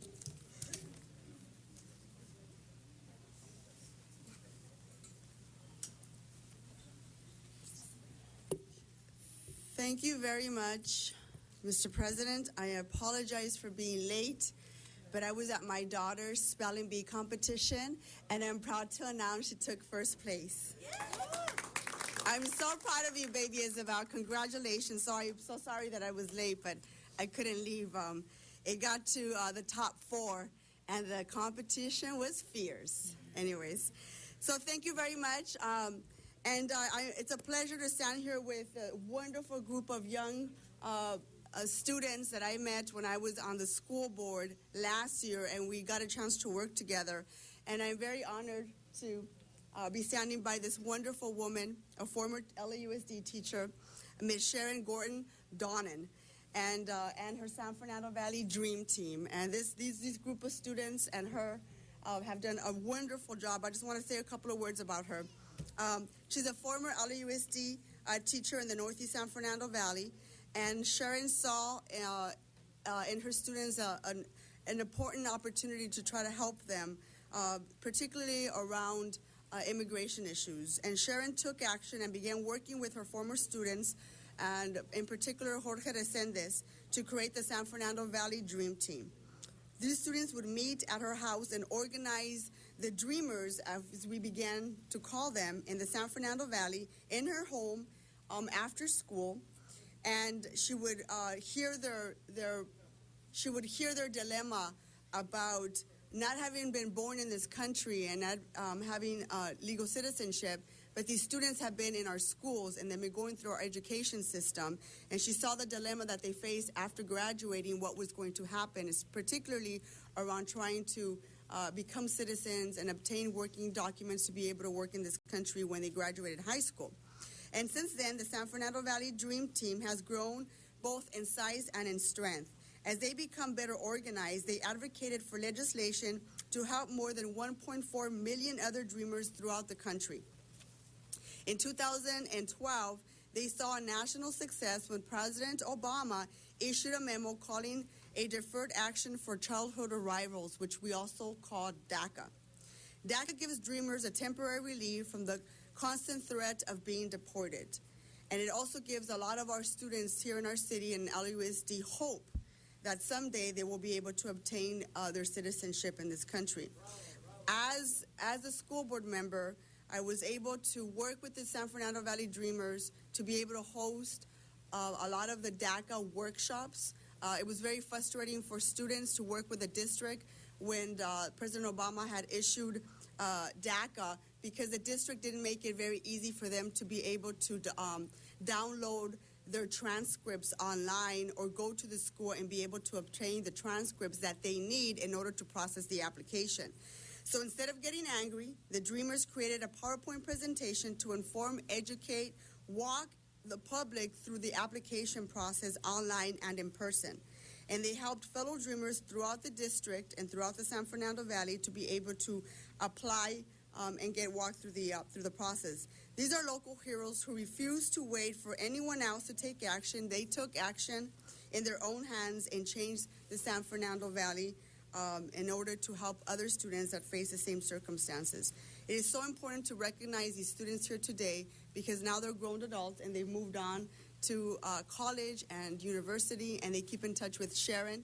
And I think it's so wonderful to be able to not only recognize their efforts, but to really tell their story about being wonderful citizens to this country and all the wonderful things that they're working on to ensure that other students like them get the necessary help. So with no further ado, I want to present a certificate to Sharon Boring-Donham for all your wonderful job and your contribution to young people in the San Fernando Valley. Thank you so much. Thank you so much. Ms. Martinez, thank you. One of our colleagues here, Mr. Cedillo, would like to say a few words.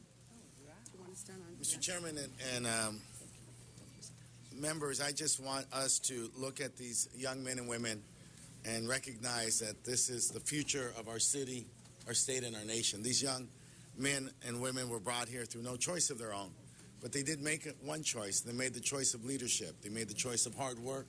They made the choice of preparing themselves under the most challenging circumstances to enter the future. And so I'm very proud of them. As our esteemed colleague has noted, the DACA process was brought forward as a result of political pressure, and there wasn't an infrastructure in place. There was no precedent in place. There was no example for them to follow, and they themselves came together in a great example of self-help and leadership to prepare not just themselves but the community, and so they should be acknowledged for that. I applaud them. I encourage them to continue. This is not the end, but just the beginning. They have a legal status now that permits them to work and study. I encourage them to continue their studies, to take advantage of the California DREAM Act. The state has also made a commitment to you. This governor has been extraordinary. He's signed 11 bills that move the undocumented community into California's mainstream because the governor believes that they are also the future. There's places for them in our economy, but we also want to make sure there's places for them in our social and civic life, and the governor has worked hard to ensure that, to the point that he even has moved so that they can become professionals. We can't wait for Washington to solve this problem in California. We're not going to wait for Washington to solve this problem. We will continue to move forward. If there's any greater call or cause for the president to stop the deportations today, It's these young men and women.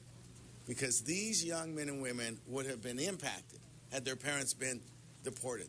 Many of them would have returned, or many of them would have been left by themselves in foster care or in the care of relatives. So their story is the American story of today. It's so critical that you continue to be successful because you are the example not just for yourself and your family, but for your community. And for that, I applaud you. God bless you. Yes. Thank you, Mr. Cedillo, a great champion. Yes, thank you so much, and a great shout out to you, Mr. Cedillo, because you have been on it all the time. And I want to say I am just an ally of this team. It is the kids, and I call them kids because some of them were my students, and I knew them as kids. They're the ones. They have done it single-handedly, and as you so aptly pointed out, there's no precedent for this, none whatsoever. But they volunteered their time constantly. They organized immigration attorneys, volunteers to come and have registered here in the San Fernando Valley. And as I taught here for nearly 20 years, I know how underserved this community has been. And they registered close to 700 students here in the San Fernando Valley. And we know there are more out there. We have encouraged everyone to come out just as these kids have and done and continue to do. It's been my privilege to work with them. I have learned more about what a democracy really means in this country, in the United States. And it has been a privilege for me to say that I, too, am really proud of my country for maybe one of the very first times in a long time. A shout out to you, Mr. Cedillo. California has been great to dreamers. Thank you so much. Our next speaker is Jorge Luis Resendez. Hi, and I just want to thank you all for having us here and recognize this group. Everyone back here is a leader in our community here in the Valley. They all stood up when we saw the need for someone to come out here and provide these resources for the undocumented community. And we look forward to working with Ms. Martinez, who has been there working with us. She came up to us, I remember, when we were trying to get the DACA implementation efforts, and she was willing to offer anything that she could to facilitate the DACA clinic. So we thank her, and we look forward to continue working with Ms. Martinez and everyone else to provide these resources in the community and to make the lives of immigrants' family, including our families who are immigrants who are sitting right behind us, to make their lives better and to provide relief for everyone. So I look forward to continue working with the whole San Fernando Valley community. And I just wanted to President Agustin real quick. He wants to say a few closing words. Agustin Angel Flores. First of all, make sure you got your name right. Good morning, councilmen and community members. We also want to thank Casa Esperanza for the great work they provide to the community of Panorama City and the work they've done with us. They were one of the few organizations that provided us with space to continue organizing and meeting in their. We also want to thank all those who always work for migrant rights in the Valley. Please join us in the movement so there's not one more broken family, not one more human being suffering, not one more deportation, not one more, not one more, not one more, not one more. Thank you. Y que viva la jotería. Thank you very much. That concludes our presentation. Thank you very much, and congratulations to everyone on that. Madam Clerk, what's before us at this time? Item 9, call special for cards. Mr. Walsh. Followed by Mr. Sachs.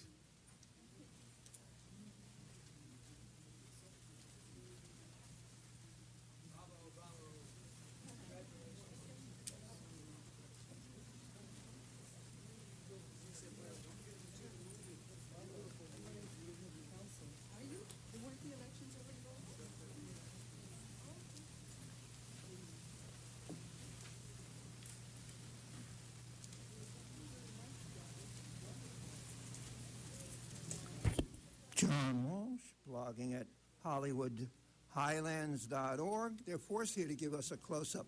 City Council, no.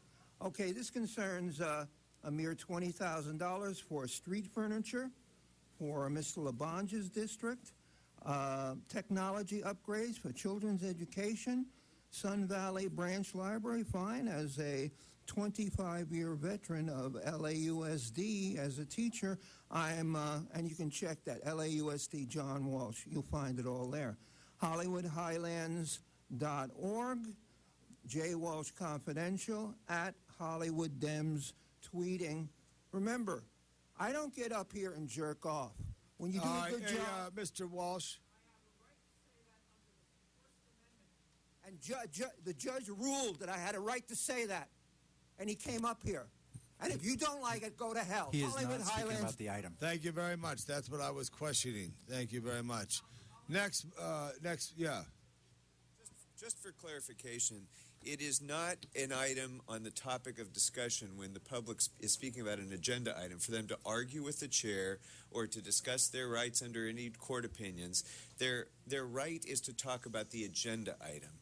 And while Mr. Walsh may be right that he has a right to use foul language and profanity, I would hope that especially when we have a room full of high school students and others that adults should be setting a good example for, that he exercise that right and other members of the public exercise the right with a degree of discretion that shows their level of maturity.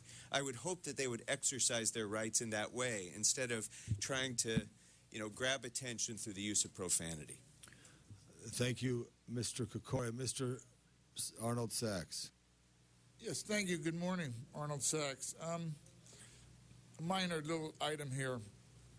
You're taking in, Councilman Labange, your $20,000 basically leaves you only $980,000 short of the $1 million that Mr. Cedillo spent in his district after 3 months of sitting in office. So you're close. You're in the ballpark.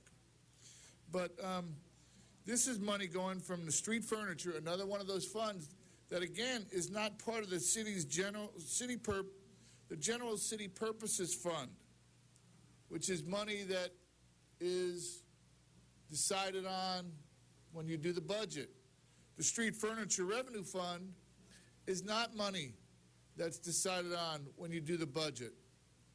So is it possible when you do these items on your agenda for the public's participation and knowledge to put the balance that's remaining in each one of the city council districts funding availability slots like this street furniture and this bus revenue and the AB 1290 funds and the recycling funds and the amenity funds from the landfill and the pipeline revenue funds?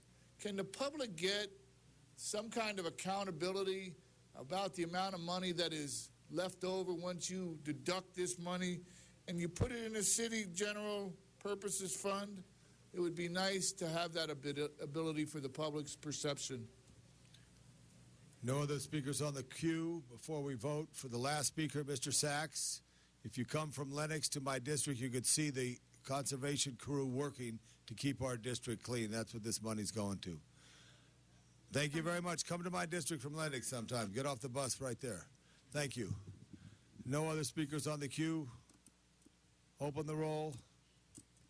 Close the roll. Tabulate the vote. 13 ayes. Next item, Madam Clerk. Item 10, call special for cards. Mr. Walsh, Mr. Sachs, and Mr. Gus.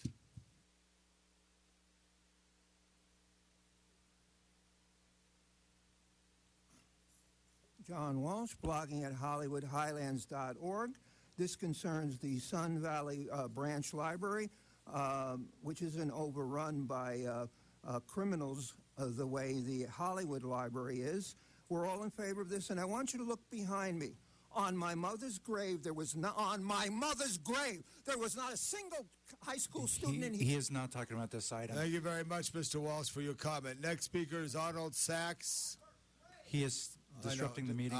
Please note and file that disruption of the meeting. Thank you, Mr. City Attorney.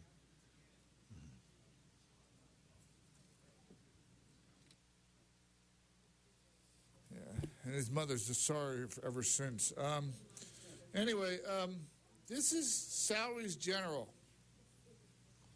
Okay? 'Cause I'm curious, and I don't really want to get into the innuendos and all that crap that followed Mr. Weezer and his situation, but one of the major stories was his chief of staff getting pay raises to go from like almost doubling, tripling her salary in like 4 years. This is account number 1010, Salaries General, from the Council District 6 portion of the council funds. You're transferring from the council funds to Salaries General. So the question really is how are these salaries adjusted? How is salary staff paid for when you put money into Salaries General and yet you have special funds set aside for staff salary that, again, isn't part of the discussion when you do the city budget? Just a curious question. I mean, it's important to ask these questions. You know, the budget that's coming up, today's newspaper is the mayor has a chance to make an impact on the negotiations. Yet with the last negotiations over salaries in the city, nobody had a clue that the city was going into a recession, and the city labor union got a 30% pay raise. Please talk on the issue of this. General, sir. And it's going for children at that library. Okay, but you're taking it from salaries, you're putting it into Salaries General when you already have salaries in the council district, salary designation in the council district to pay for staff. Why are you taking money out of the general fund salary to do that?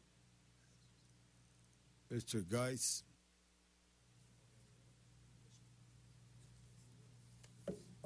Good morning. Before I make my comment, just as a point of procedure, I believe that Mr. Walsh meant jerk off as a noun and not a verb. That's my comment. Thank you. Open the roll on this one, Madam Clerk. No other speakers.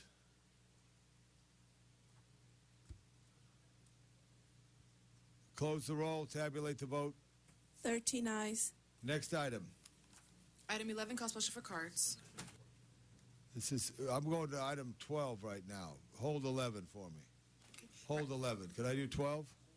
Yes, and for item 12, a substitute motion has been circulated. The motion has been circulated. We do have cards there. Yes. Mr. Herman, Mr. Geis, and Mr. Walsh.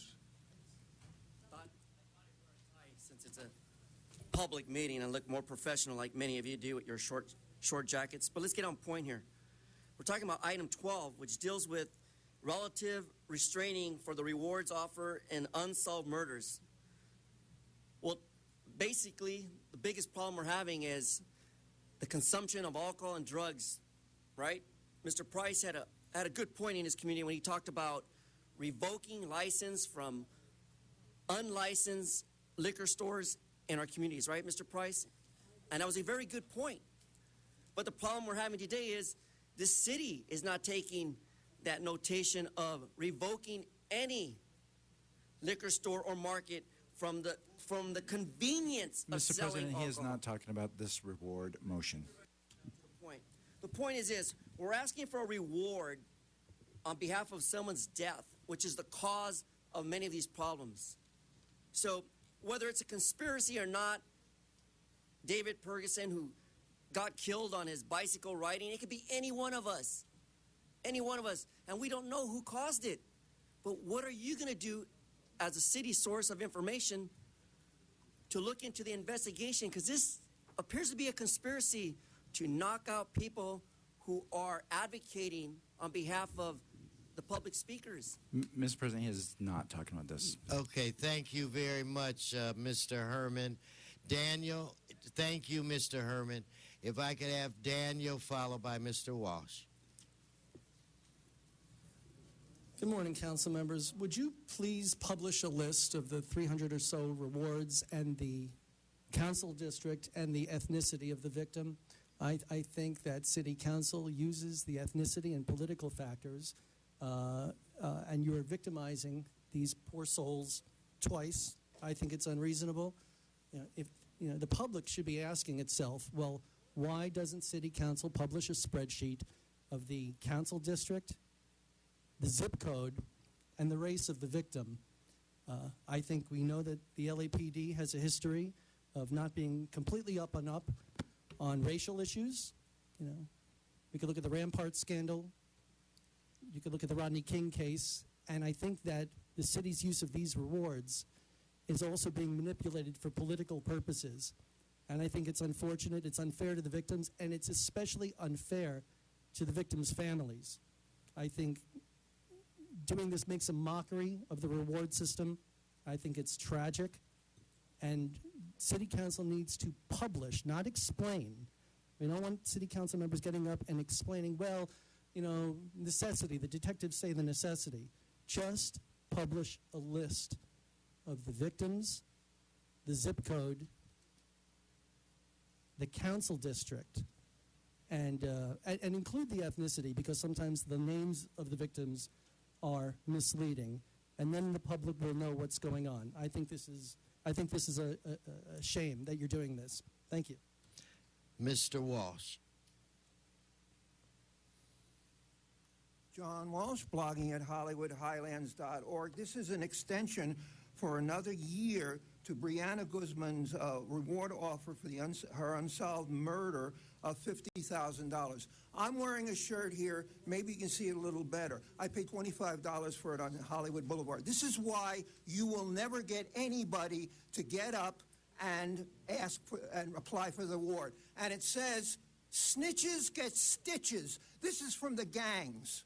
Okay? I'm taking my life in my hands when I say this. So you can see I don't really care when Mr. Krikorian attacks. No, you stay on this subject. Is the reward. Look at the blood coming off the straight razor. If anybody out there knows it, every black, every Hispanic, if someone snitches, they will be killed. And you bring their families up here and raise false hopes, you are despicable. Snitches get their throats slashed. HollywoodHighlands.org. Okay, let's prepare to vote on this item. Madam Clerk, if you please open the roll, close the roll, tabulate the vote. 13 ayes. No, we've already voted on it. I had no card with your name on it. Okay, so now let's move to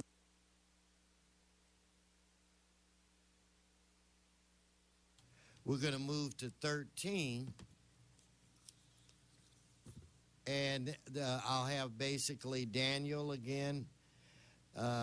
Mr. Gus passes. Mr. Herman and Mr. Walsh, this is item 13. Mr. Walsh passes. Item 13.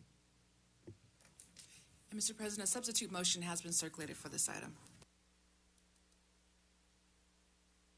Rewards. The rewards are the war of the problem. We have a war against not just crime, but against the deaths that this city has overlooked. Rewards for transparency is what we call for. It is a subject of public hearing.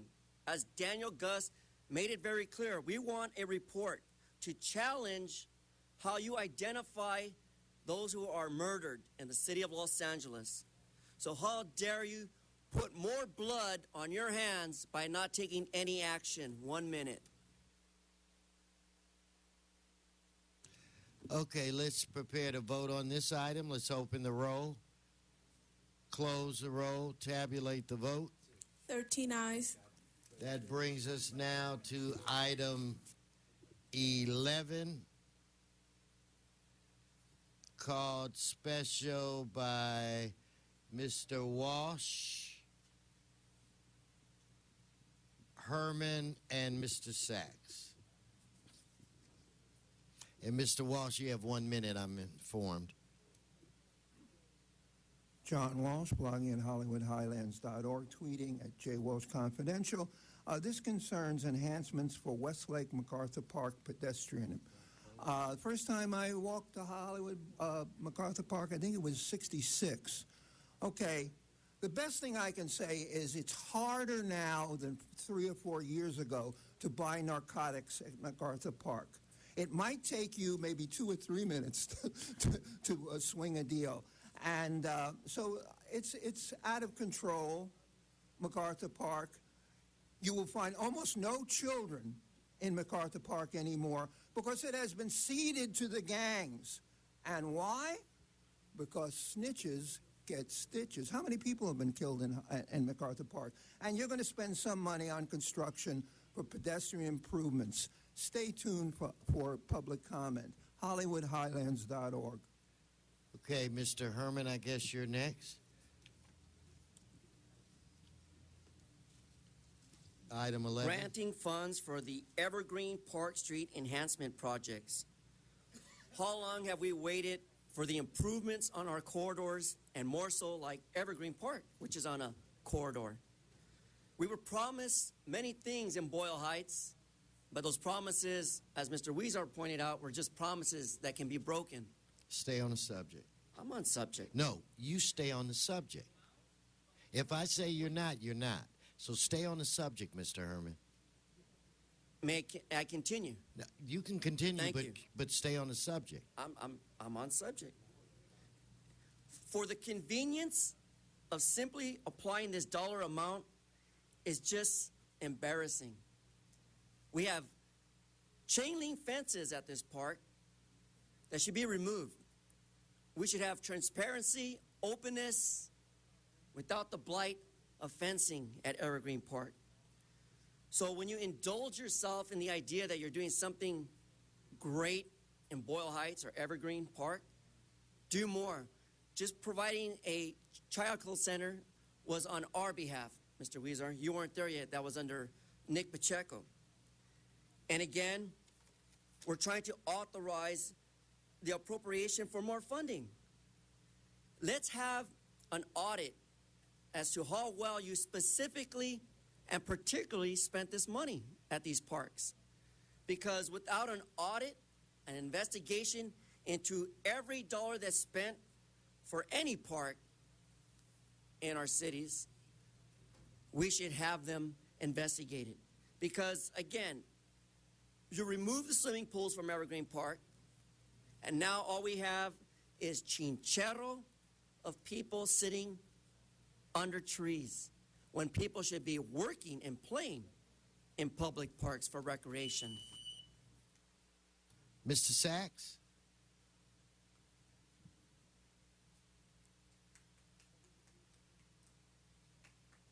Yes, thank you. Good morning again, Arnold Sachs. Some quick addition here. Part 1 authorizes about $844,000 for Evergreen Park street enhancement and $500,000 for the Westlake Park pedestrian improvement. But Part 2 authorizes $1,076,000.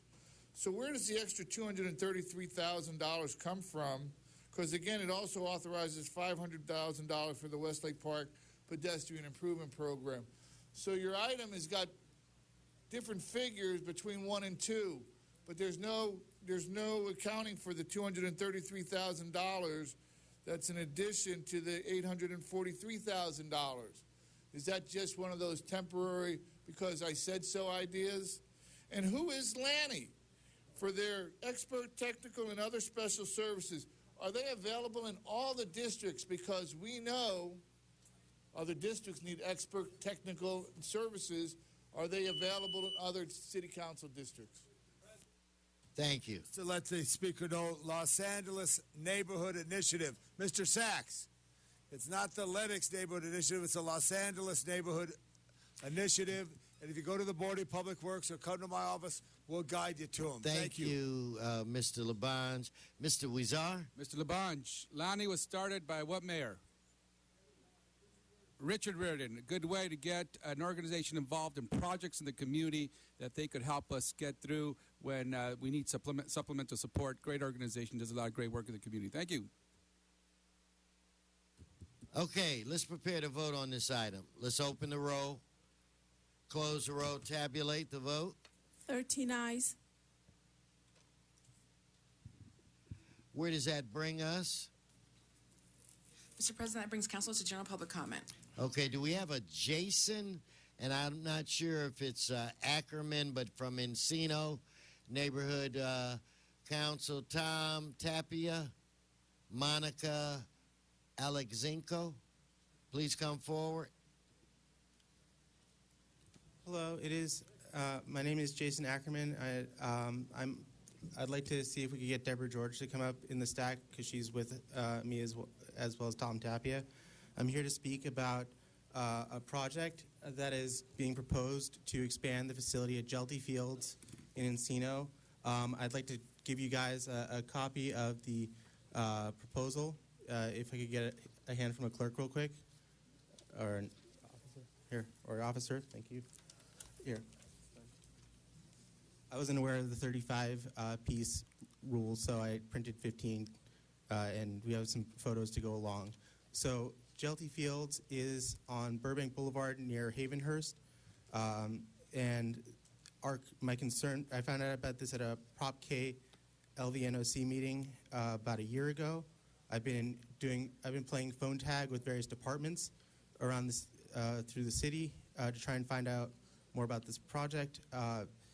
The issue is that there are currently 10 acres that are leased to Tapia Brothers, who are a Encino institution and a San Fernando Valley institution that are in jeopardy if this project goes through.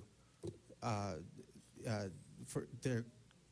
talked to Kathy Santo Domingo at Parks and Rec, and she said that they're planning on doing soccer fields, which would pretty much eviscerate most of that space.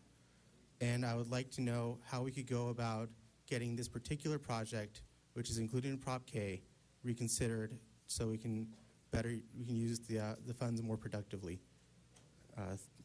Thank you. And I'll introduce Tom Tapia. Thank you. Okay, Tom, are you there? Followed by Monica. Monica? Okay, and then I do have a Deborah George. So, Deborah, yes, sir. Okay, good morning, everyone. My name is Tom Tapia. I'm here representing my family farm. Our family has been farming in the San Fernando Valley for 3 generations, spanning roughly 80 years.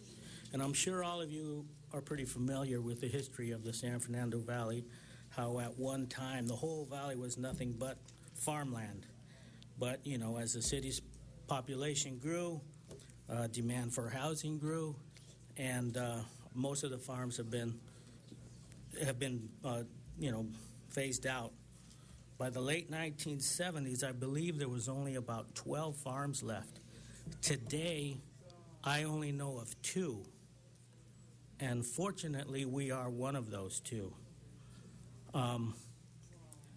Only a few years back, we had over 220 acres on which to grow on. Today, we're down to 80, and some of that is not even growable in the area that we're at. Anyways, I was recently informed by Jason that there was a proposal that they want to take one of our main fields away and turn it into soccer fields, I believe. This 10-acre piece is smack in the middle of our other 2 fields. Not only is it probably our best growing area, we use it to host many, many children on field trips to the farm during the fall season. And I'm here today just to voice my opposition to this proposal and hope that something can be done to stop it from happening. Thank you. Okay, thank you. If we could have Monica, followed by Deborah George, followed by Chuck Tennant. Good morning. Good morning. My name is Monica Alexenko. I'm the Kester Ridge Area Neighborhood Watch Captain. I wish to address the 10-cent bag tax and the City Council's proposed sales tax increase. The forced tax on consumers to pay 10 cents per environmental brown bag continues to adversely affect businesses in Los Angeles. We would hope that this body would end this oppressive anti-business initiative. And regarding the proposed sales tax increase on LA, maybe the city council should focus more on gang problems, children smoking dope, the DWP, and all sorts of illegal and unlawful problems plaguing Los Angeles. A hefty sales tax increase occurred under the previous mayor to supposedly offset the budget shortfall. We all know how ineffective that costly disaster was. LA voters would like to see their elected officials roll up their sleeves, cut the waste, and just once say to the voting public, we're going to decrease the sales tax. Now, that would make national news and bring new business to Los Angeles. Think about that. And know this, too. It was just a short decade ago or so that people wanted the Valley to secede from Los Angeles. And once again, those same sentiments are brewing. People cannot take any more taxation. So please think about these things. If you want to see voter turnout increase, give us a reason to turn out. Cut the sales tax and get rid of the bag tax. Thank you. Okay, Deborah George, followed by Chuck Tenon, followed by Candido, followed by Daniel Gus. Ms. George, welcome. Good morning. I'm Deborah George. I'm with the Encino Neighborhood Council. I also have chaired the Encino Neighborhood Council Park Committee. The Encino Neighborhood Council has passed a motion opposing the loss of agricultural fields within the Sepulveda Basin. Part of the Army Corps of Engineers master plan for the Sepulveda Basin does include the continued use of some acreage for agricultural fields. And while we acknowledge the need for recreation and parks to develop and lease out sports fields, Tapia Brothers provides an important quality of life amenity to Los Angeles. From farm fresh fruits and vegetables, including corn and tomatoes that are anticipated each year by residents. Also, as Tom mentioned, families have long enjoyed seasonal corn mazes and hay rides. These are the types of activities that make Los Angeles a great city in which to live. Please help us to relook at the location of this Prop K project. Thank you very much. No, thank you for coming out. Okay, Mr. Tenon, followed by Candido, followed by Daniel. Yes, Morning, Chuck. Council Morning. President Wesson and council members. Over 250,000 people in the city of Los Angeles, residents that are being deprived of watching Channel 35 with no public access to view our city channel and the decision-making process at City Hall. You cannot watch Channel 35, our city channel, unless you're a paid subscriber with Time Warner. Dish TV, Direct TV, digital antenna, you don't get the signal. Only Time Warner has a monopoly, holding this city hostage to public access to Channel 35 unless our city leaders do something about it and fix the problem. Since they took it away, over 250,000 or more residents have no access. The ability to access Channel 35 should be allowed by every citizen of this city. This includes disabled, disadvantaged, non-skilled, handicapped, low income, those who can't afford cable, people with older TV sets that don't get the signal, most importantly, the aged. It's not right, it's not fair, it's shameful that our city leaders cannot afford to access Channel 35 because they have no budget. Under the Brown Act, our elected officials should guarantee public access to the decision-making process under state law for all individuals of this city to have the ability to access the digital divide that is separating people from our government. An executive of Time Warner stated to me, it's not our fault, it's the fault of the city. Why? The ITG department of the city told me that the city has no budget to carry it. Yet LAUSD gets a sub-digital channel. The issue is to provide and ensure an over-the-air signal so that everyone in this city has the same ability to watch it.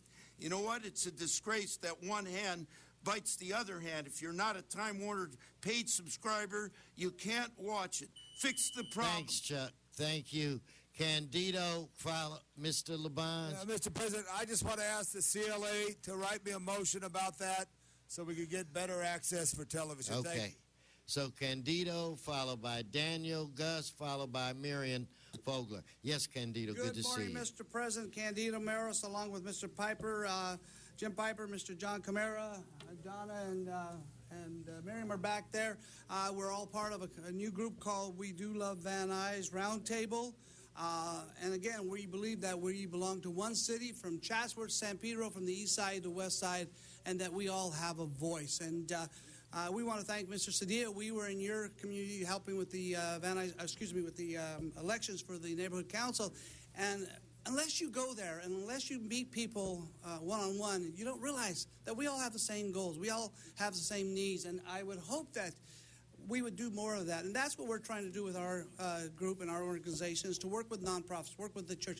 We've done that with Ms. Martinez. We're expanding what we're doing here, but it's got to go beyond just our own little boundaries. It has to include the whole city. Once we identify ourselves as Angelinos and that we belong to a certain community, but we're all one city, I think we can accomplish more. So, again, we're looking forward to working in Silver Lake this coming weekend. I think it's the 12th, Mr. Yes. Yeah, so we're going to be doing that. But for those of you who are out there, just remember that you do have a voice, that even if you don't get along with the people in your community, there are other areas, there are other people that you'll find common things to do with, Mr. President, council members, and I just hope that we can stop bringing some of the negativity that comes to this council, because we're doing it in our own neighborhood council, and it has to stop. And so, again, Mr. President, thank you all for coming to the Valley, and we hope that we can come to your area and work and meet the people in your community, because this is Los Angeles, the greatest city in the greatest country in the world. Thank you, Mr. President. Thank you, and I agree. So if I could get Daniel Gus. In fact, Miriam, you're right there. Why don't you speak? Daniel will go right after you. After Daniel, if I could get Donna Pearman. Yes.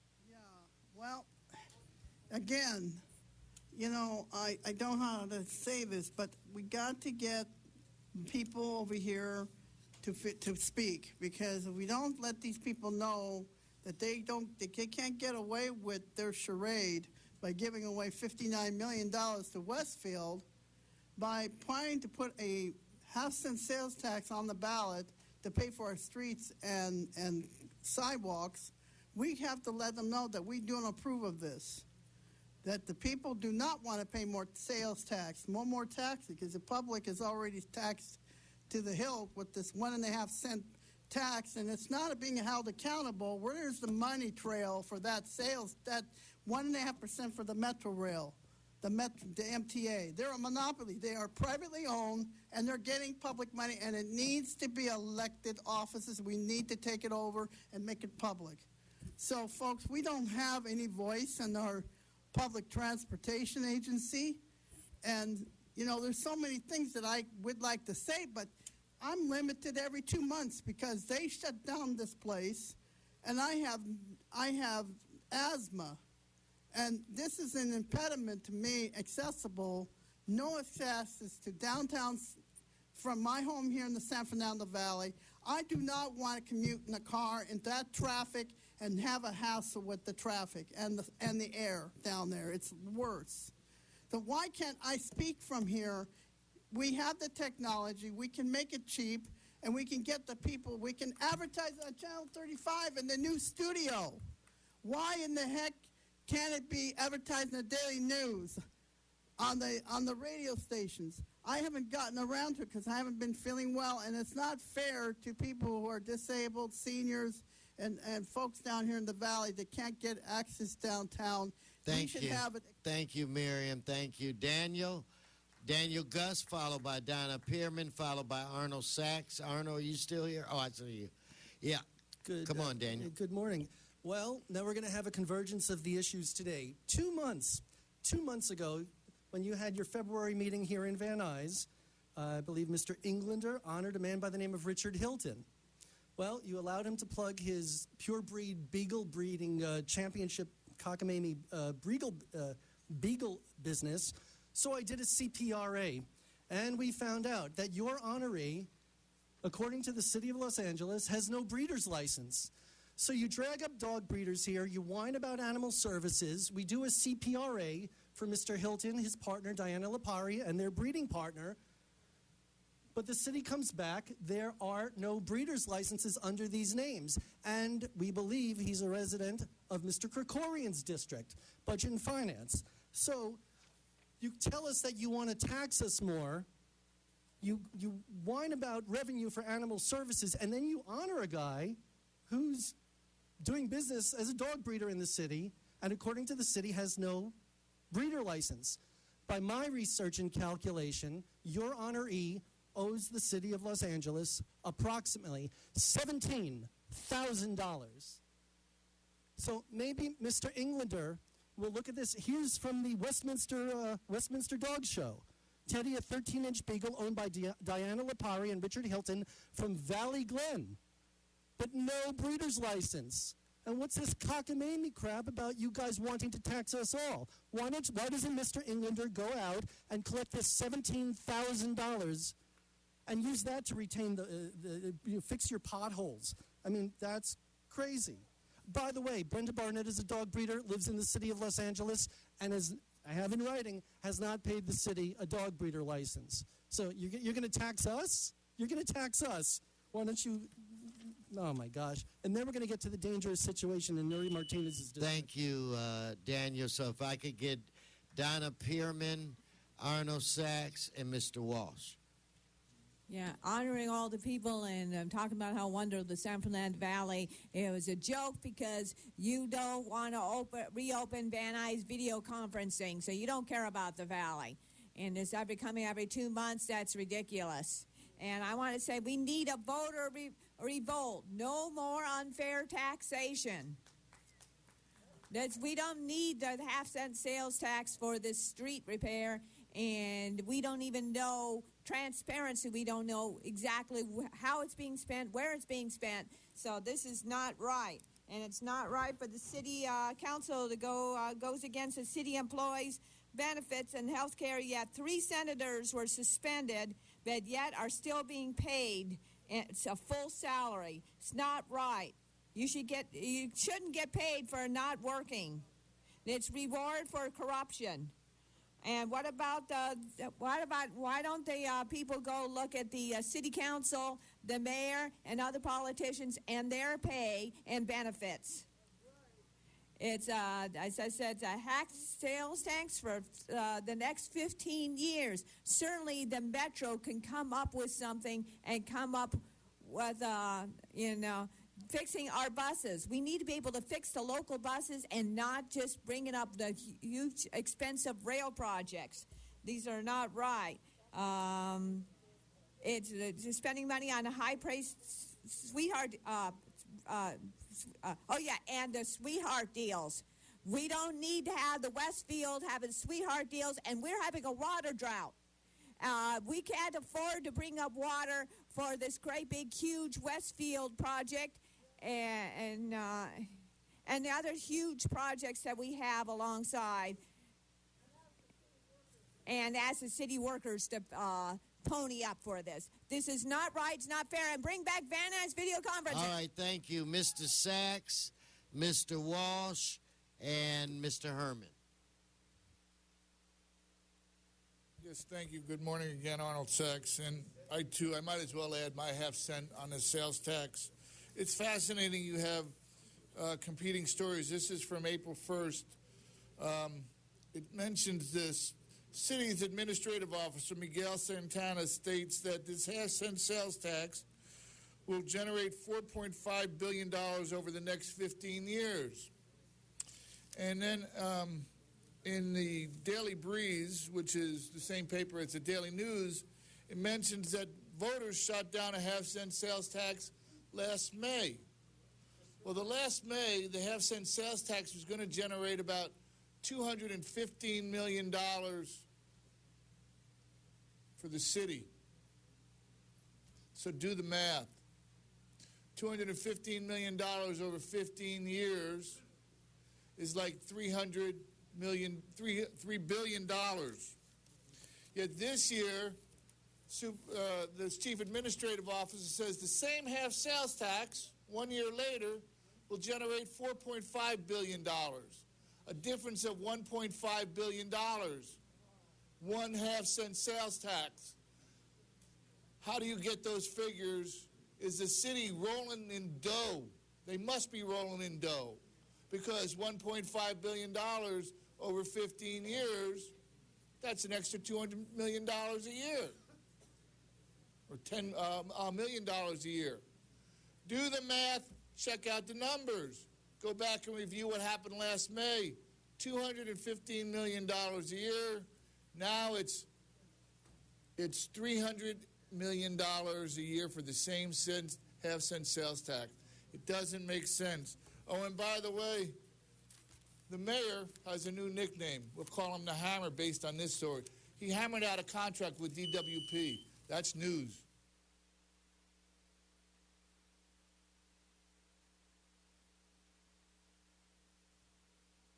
Mr. Walsh. Walsh, blogging at HollywoodHighlands.org.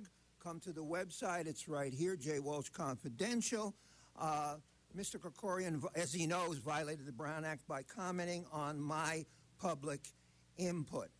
Again, I'm a teacher 25 years. He has accused me of speaking in front of children in this audience.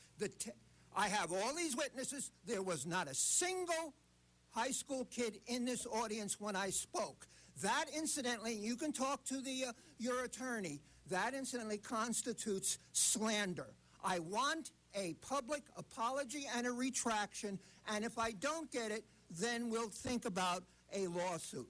Yesterday, you were all kicked out of city council so that Clinton and Garcetti could get up there and, that's right, jerk one another off.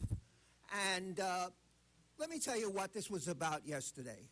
And you weren't invited. It was about Garcetti wanting the vice presidential spot on Hillary Clinton's ticket. That was all it was about, and I think he may very well get the ticket if Hillary Clinton doesn't collapse. Incidentally, come to my website. Jay-Z wants to hold a Labor Day free-for-all musical festival. You held a music festival downtown on New Year's Eve, and it was closed and it rioted. I'm telling you, this city is totally out of control. Come to my website, and I will tell you how Garcetti, yes, gave a metaphorical blowjob to the President of the United States, and Judge Pregerson has reaffirmed my ability to use the term blowjob. You never heard the F word out of me. HollywoodHighlands.org. Thank you, Mr. Herman.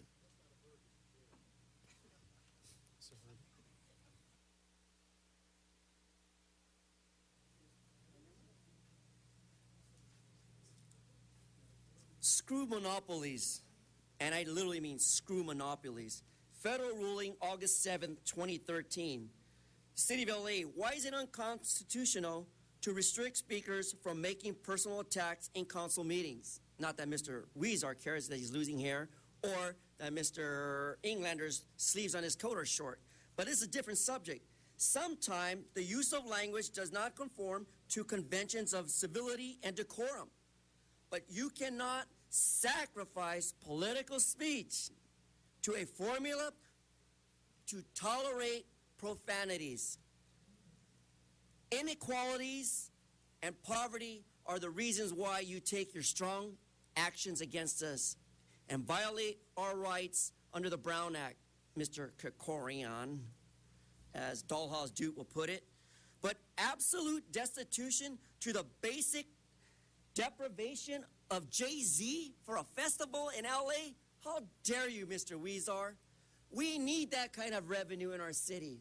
And Jay-Z's going to bring it to LA thanks to Mr. Garcetti, who was visiting with our ex-president, Mr. Clinton. And I won't say where I was standing at City Hall this morning, posed, but Monica Lewinsky was not there today. And that's why I came here to voice the rights of every constituent that has to be heard in their community. So bring back Van Nuys so that we can hear such constituents as Miriam and Ms. Donna, because you continue to push us aside as though we are trash, when the true fact is we are making trash out of those who trash speak against the public. We are here for public interest. Thank you. Thank you. Okay, that concludes general public comment. It's my understanding we do have a special item. Mr. City Attorney, do I defer to you first? Yes, Mr. President. Since the posting of today's agenda, HCID has determined that 13 tenants at the property at 5700 South Hoover, upon which the LAFD had issued a notice to vacate due to health and safety concerns, are eligible for relocation assistance. Immediate action is required to relocate these residents into temporary housing for their health and safety. Council must first make findings pursuant to Government Code Section 54954.2 before considering the substantive motion. Okay, let's vote on the findings. Madam Clerk, open the roll. Close the roll. Tabulate the vote. 13 ayes. Okay, Mr. Price? This is an unfortunate situation that involves some citizens in my district who have been victimized by a landlord providing substandard housing. We are attempting to provide some assistance at the very last hour. We do have an extension from the police, from the fire department on evicting, but we would appreciate processing these relocation payments so that they can find some adequate, safe, and sanitary housing. Thank you.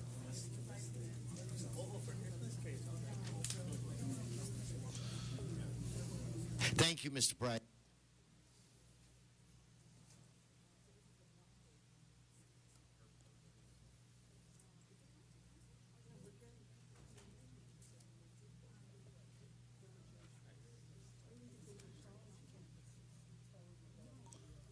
All right, so I'm going to have Mr. City Attorney, would you announce who is afforded the opportunity or how this works? I know it's a special item, and I'll leave it to you. Mr. President, because this special item is a part of the regular meeting, the totals of their speaking time applies to this item. Okay, no, we're not going to debate it. So who then what about Ms. Fogler? Ms. Fogler can come forward? Daniel? And Mr. Herman? No, Mr. Herman's out of time. What about Mr. Walsh? Okay. All right, Ms. Fogler. What's this regarding? What's the topic? You signed up to speak on it, dear. Yeah, I know, but I wanted to be able to speak on something very important here. What's this regarding? Okay. Miriam, do you have to, let me have, I understand, so why don't I call on the next speaker, which will be Mr. Herman, or Mr. Gus, I think. So, yes, obviously, this is a very important thing to do. If there are mistakes being made and people are about to lose their home and they need to be relocated, obviously the city should be doing that, regardless of whether the city is at fault for the circumstances. I didn't hear how much the dollar value was, but I'm sure that $17,000 would go a long way towards that. And $17,000 Mitch Englander should collect today from the dog breeders in his community. Lapari and Hilton, thank you. Okay, did I have Mr. Herman, you're out of time, right? No, you're out of time. So who else did I? Miriam, are you ready to come back? Mr. President? Yes. My opinion on the time, it is a change in what traditionally has occurred in the past. So the people who expended their time, they should be given 1 minute. But in the future, for future Rule 23s, okay. But we'll give them one. Those who the time this is gone, we'll give them 1 minute. Okay, Miriam. Mr. Krikorian, hold on. Yes, sir. I just want to make sure that the members of the public have had a chance to read the written motion before they comment. Has that been made available to the public yet? It is posted? Okay, thank you, Mr. Sachs. So it's been posted already. It's Thank my you very much. understanding, yes. Yes, Marion? Okay, well, I guess it's just like the Brown Act. Fortunately, there's a lack of communication going on here at City Hall, and they don't let us have it here at Van Nuys. You know, this home thing issue, I don't know why, but you need to give people prior knowledge before you go ahead and take their homes. I don't know if is that what it is? You're on the fringe. You want to give them a reasonable time to be able to relocate because it costs a lot of money, you know. I know people have scary stories here where people are vanguarding, going around trying to find a place to stay here. It's becoming a welfare here, for richies only, and the poor are out in the streets. Okay, thank you. So I'm going to ask, I know we had Mr. Walsh. Is Arnold still here? Arnold, you come up, and followed by Mr. Herman. John 1 Walsh, minute, though, right, Mr. Logging City at Attorney? HollywoodHighlands.org. This is a non-agendized item that was placed on after the meeting. All agenda items had been heard.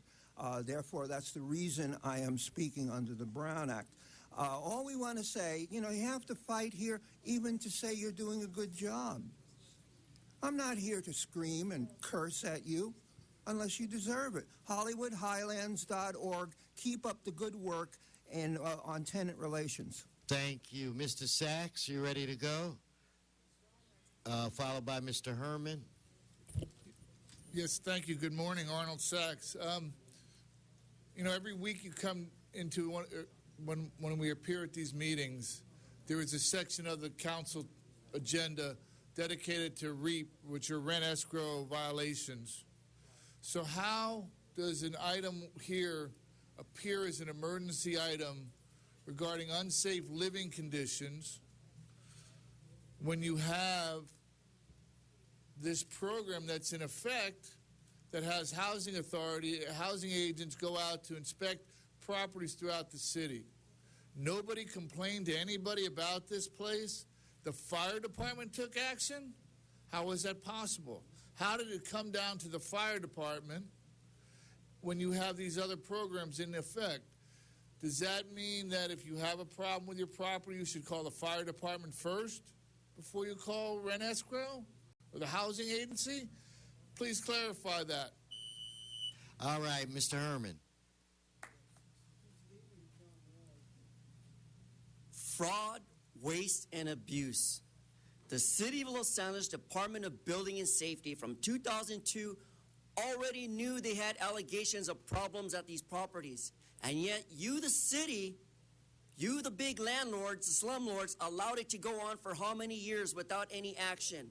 Shame on you, shame on you. Yeah, I'm going to wiggle my fingers, and it's not something to say that I'm threatening. It's just to prove a point that the public interest and trust in the local agencies, this institution, is an embarrassment. To put people, women, children, and adults that have disabilities and are elderly have nowhere to go. So find a good reason to explain to the public and those listening in Los Angeles, you Angelinos, learn a lesson.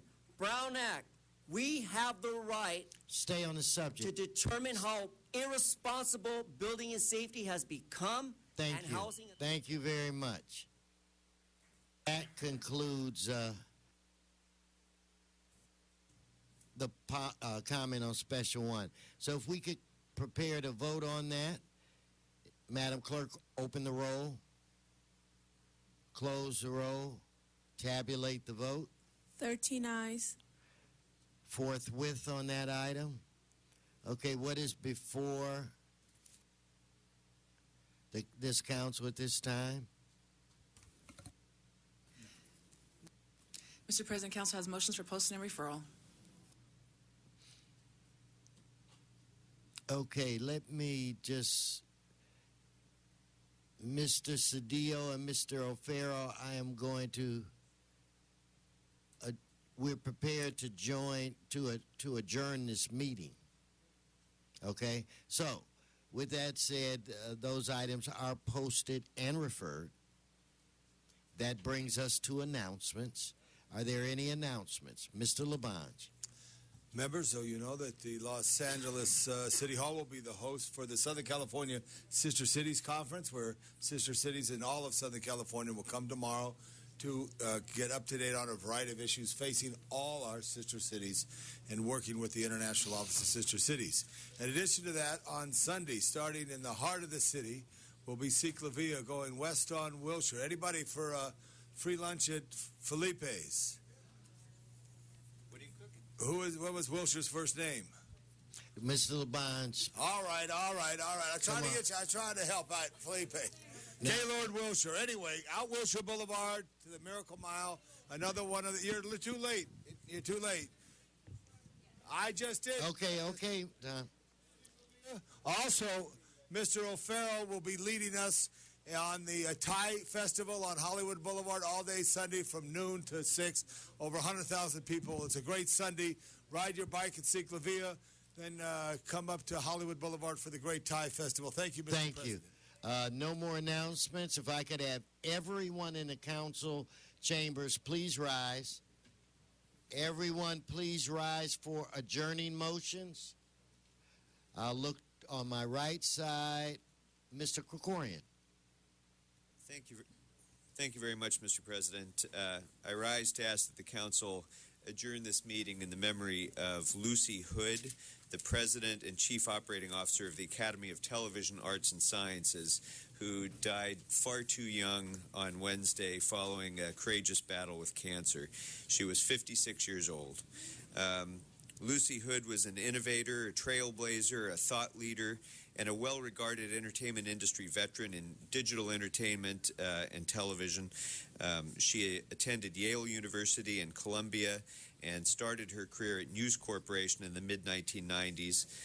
She spent much of her professional career at Fox, specializing in digital technology, and was the founding president of Fox Mobile Entertainment, where she led her team in groundbreaking mobile services, including the first text voting in the United States for American Idol in 2001, and which largely introduced America to texting and broadened its popularity. And in fact, there are more people who vote in the American Idol finals than vote for President of the United States, largely due to the work that Lucy Hood did in bringing that modern technology. Her work at Fox Mobile earned her an Emmy nomination for mobile content with the mobile video series 24 Conspiracy.